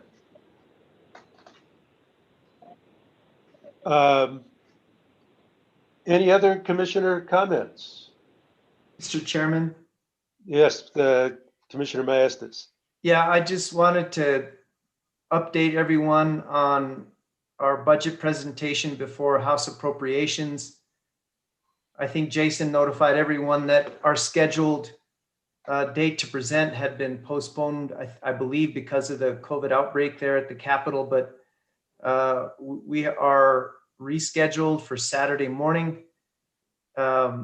Jonas and I started a call list, and we have so far divided the House Appropriation Committee members among Commissioner Hall and I don't know if anyone else has agreed to make some phone calls in advance of Saturday's meeting. I have talked to at least one member, but I think it's really important that, and I think Commissioner Hall, you're the one that suggested it's a great idea that we engage in this kind of advocacy in advance of the committee meeting. So I just urge for those of you that know some of these legislators to please call them, particularly the ones that haven't been selected to call. I think I picked about 4 that I'm going to call. I've already made contact with, but let's try and call all those committee members. We also developed some talking points consistent with the presentation. And so we do have talking points. So I just urge my colleagues, if you know anybody, and it doesn't matter if we double cover, but it'd be good if you could make some phone calls to any of the legislators on House appropriations that you know, and have those talking points in hand and have a conversation about what we're trying to do is basically call their attention to our budget needs going forward. That's all I had. Okay, thank you. Mr. Chair, piggyback that real quick, Commissioner Maestas, just one point. On Saturday, we are presenting before the House Appropriations and Finance Subcommittee C, and I think I sent out that list, and it's my understanding that these subcommittees then present a recommendation to the full committee that we won't actually be presenting to. So although I agree it's extremely important that the full committee get some type of phone call from somebody, the subcommittee C are going to be the individuals on the Zoom call this Saturday. Mr. Chair. Yes, Commissioner Hall.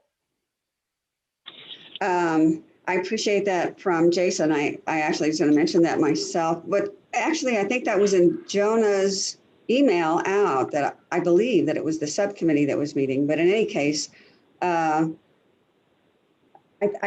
just wanted to thank Commissioner Maestas and Jonah for being so industrious about providing the list and talking points. I've used those talking points in talking to 2 of the 4 members of the committee that live in my area so far, and they're very helpful. And even though it's just the subcommittee meeting this weekend, I think we should be hastening to try to reach the members of the committee as soon as we can. And I also wanted to float an idea about our budgetary needs, and that is I wanted to ask for reactions to the idea of writing a letter similar to the one we just approved, today, going to the congressional delegation about COVID relief funds. I think it might be helpful if we were to write just an open letter to legislators about our budgetary needs, maybe following the format of the talking points that were created, because they really spell out in 6 simple sentences or something similar to that. It's very abbreviated, but very direct and very clear that our agency brings in $14.5 million, and we need that amount roughly. And we are given, and when we give that money to the legislature, we get about half of it back. And then it describes, the extent of our needs. And I think it's just a very strong message. And I think our main problem with the legislature is they just don't understand what a hard place they're in. And they're not getting the message as directly and as broadly as they need to. So I wanted to suggest that we sign a letter, an open letter to the legislators, and mail it to them. Hard copy, maybe email as well. I don't know, but we need to make sure it's something that they don't just skip over in their email, but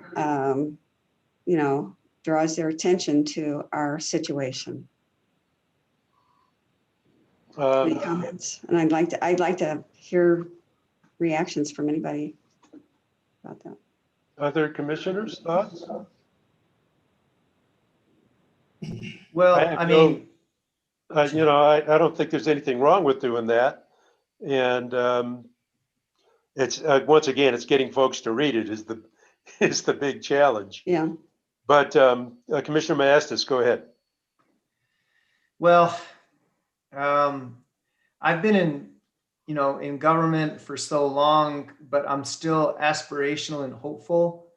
But sometimes I think when you need to raise an issue with elected officials, you really need to swing for the fences. But I think you need to offer a really compelling argument to get them to, number one, listen, and then perhaps act. And I think we have an obligation to present the state of New Mexico's energy transition. And if I had that bully pulpit, I would say that the state of that energy transition is not strong. And I would say why?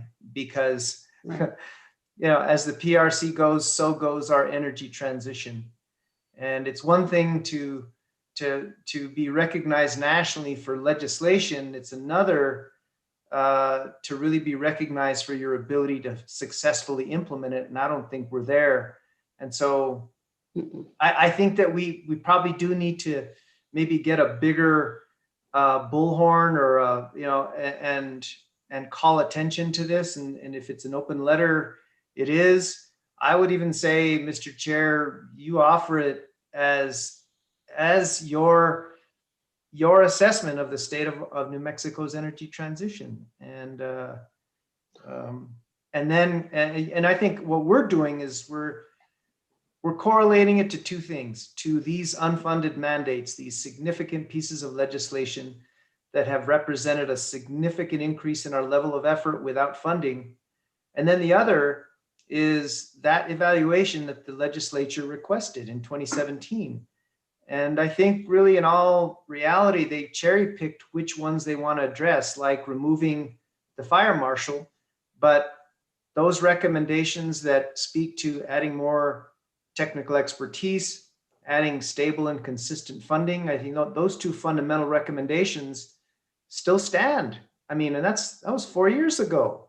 And so I really feel like we do need to make this much more compelling. And I realize that, we were, our potential to make that message known was stunted or inhibited with all the constraints placed on the FY22 budget.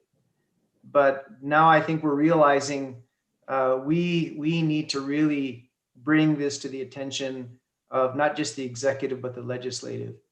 And so if it's an open letter, I support that, but I want to make it even more compelling. And I think it should be the state of New Mexico's energy transition, really. And that could be positive too, not just negative. And I think that, if we do eventually only be in charge of utility regulation, that's not going to shift the responsibility of implementing the ETA as an example, and grid modernization and transportation electrification.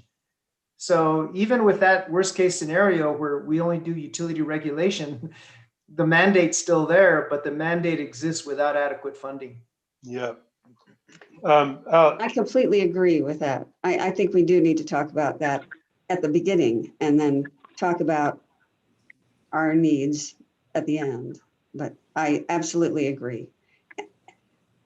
And I'm completely supportive of that as well.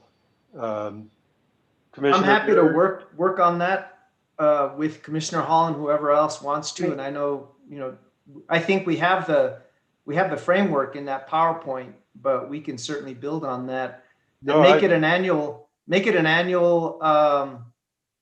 requirement that maybe at the outset of a fiscal year, we issue a state of New Mexico's energy transition, or it could be more general, the state of New Mexico's energy regulation. I don't know, but I think the more temporal issue is our budget situation and some of the mandates that have been placed on us without funding. Go ahead, Commissioner Hall.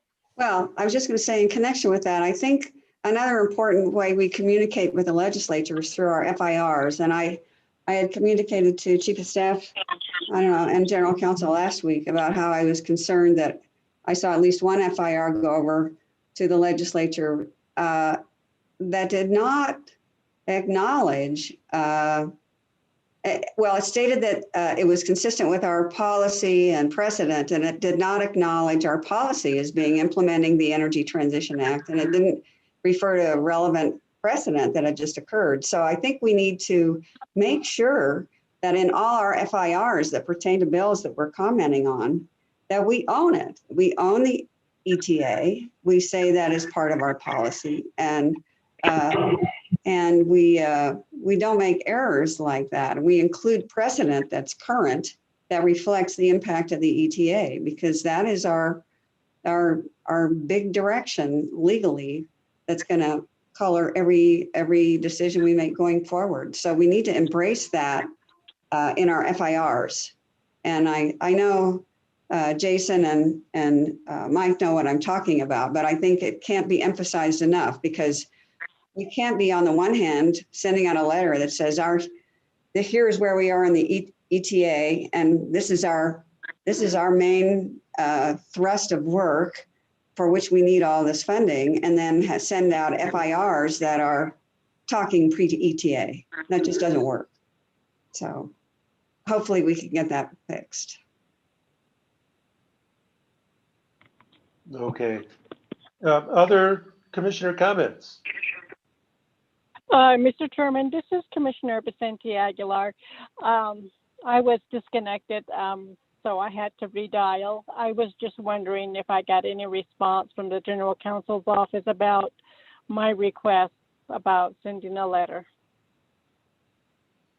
I know all the other commissioners were basically on board saying, go for it. Mike, any issues? No, Mr. Chairman, I didn't respond because the commission voted and said go for it. So I took that okay. Yeah, thank you very much. I appreciate it. Yeah, I didn't realize you were gone. You didn't miss much. Oh, I take that back. Hey.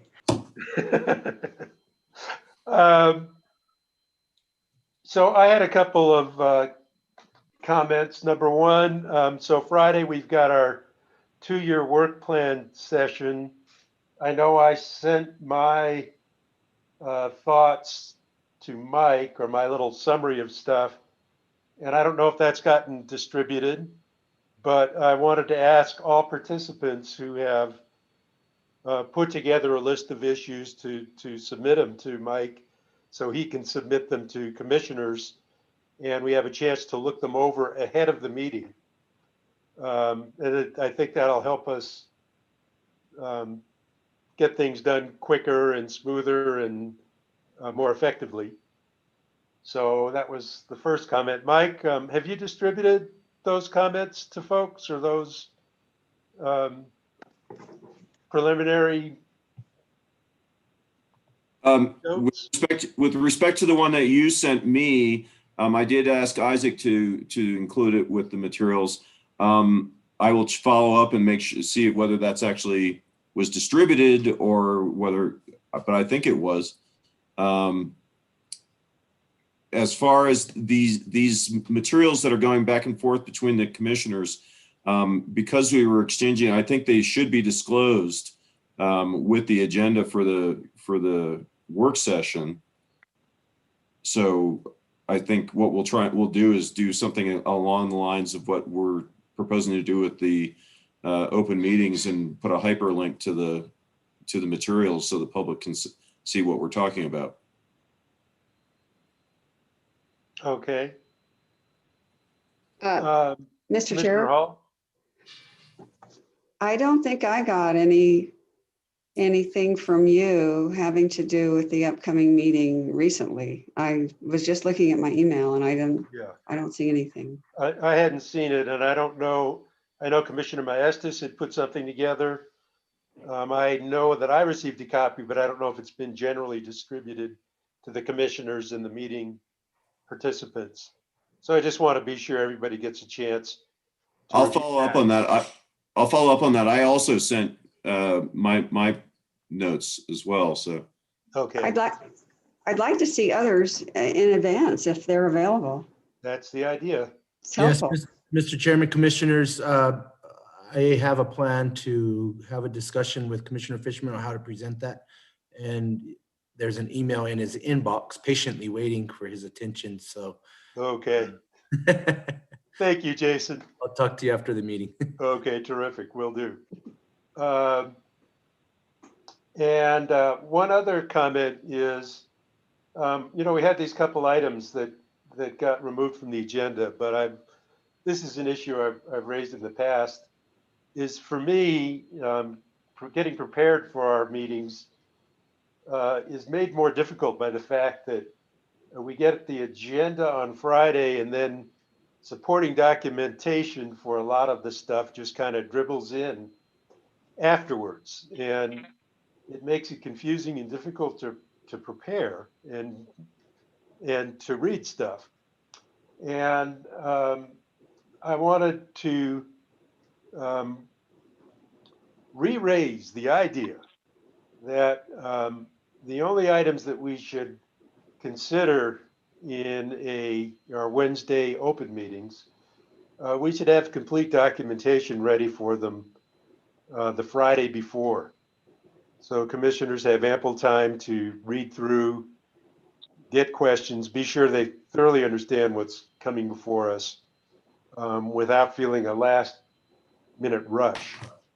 And the idea would be that any items that aren't completely documented by that Friday will be taken care of in the next week. It doesn't change anybody's workflow. It just changes when it gets put on the agenda. So I was going to spend some time chatting with Mike and OGC about implementing that to get a little more orderly process. And,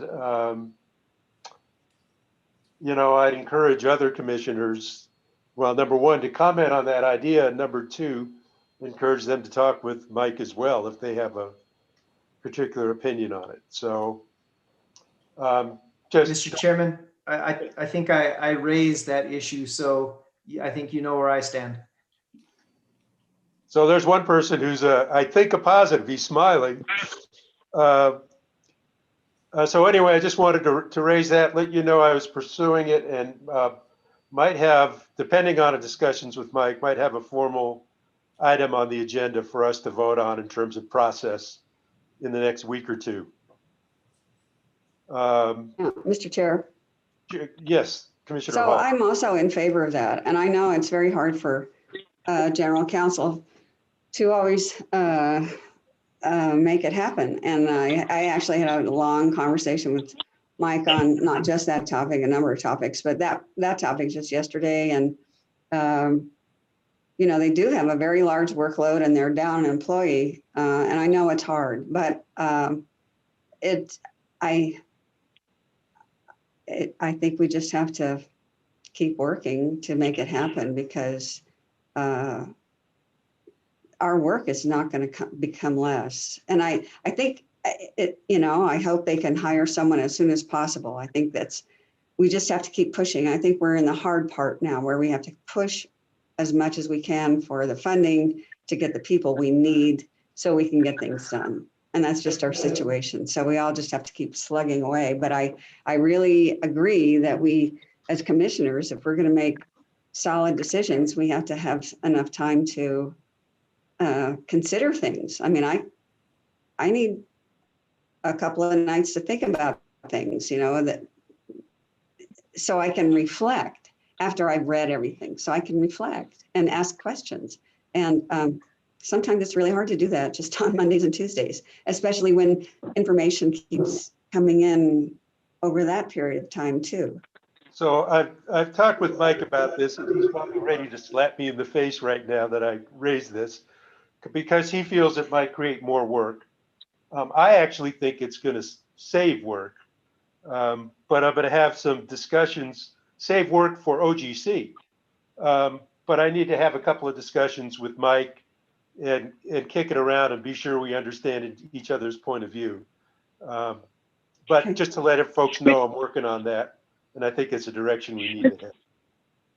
Yeah. Mr. Chair? Yes. But I want to add one other part to this whole process, and that is once we've read everything and processed the draft orders, it's perfectly, and I think we have an obligation to offer any amendments to the order.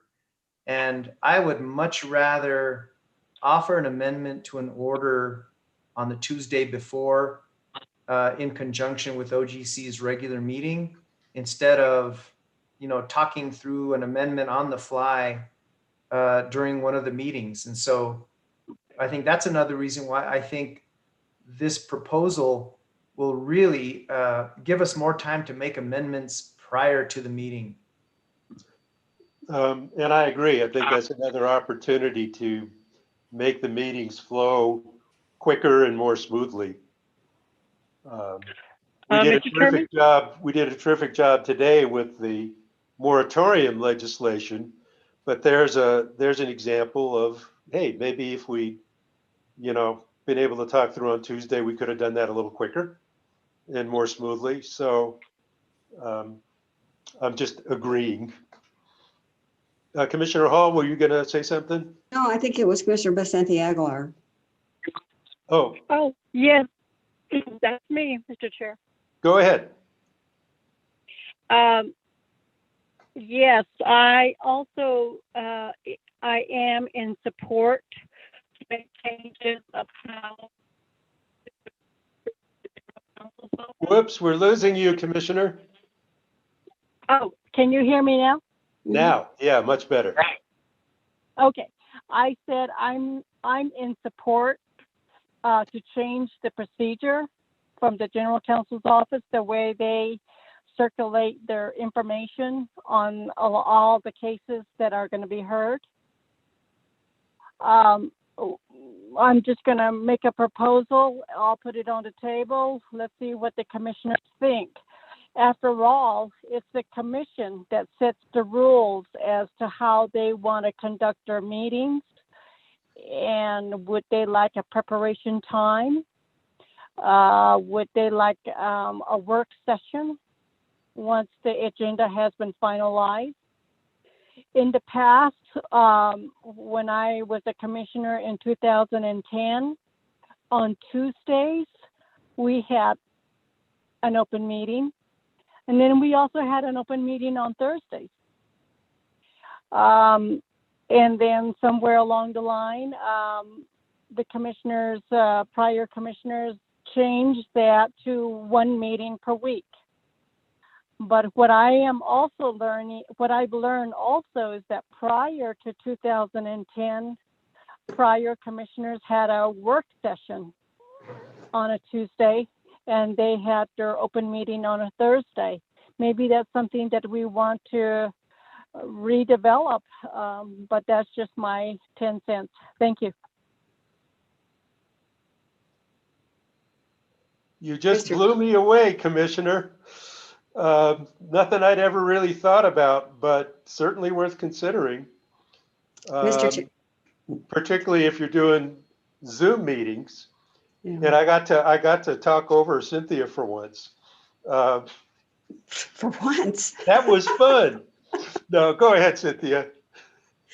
Well, I apologize. I'm just enthusiastic about this particular subject, so it was hard to rein in. That was something else I talked about with Mike yesterday, is how the commission had 2 meetings before, and he brought up the fact that even prior to that, there was this work session.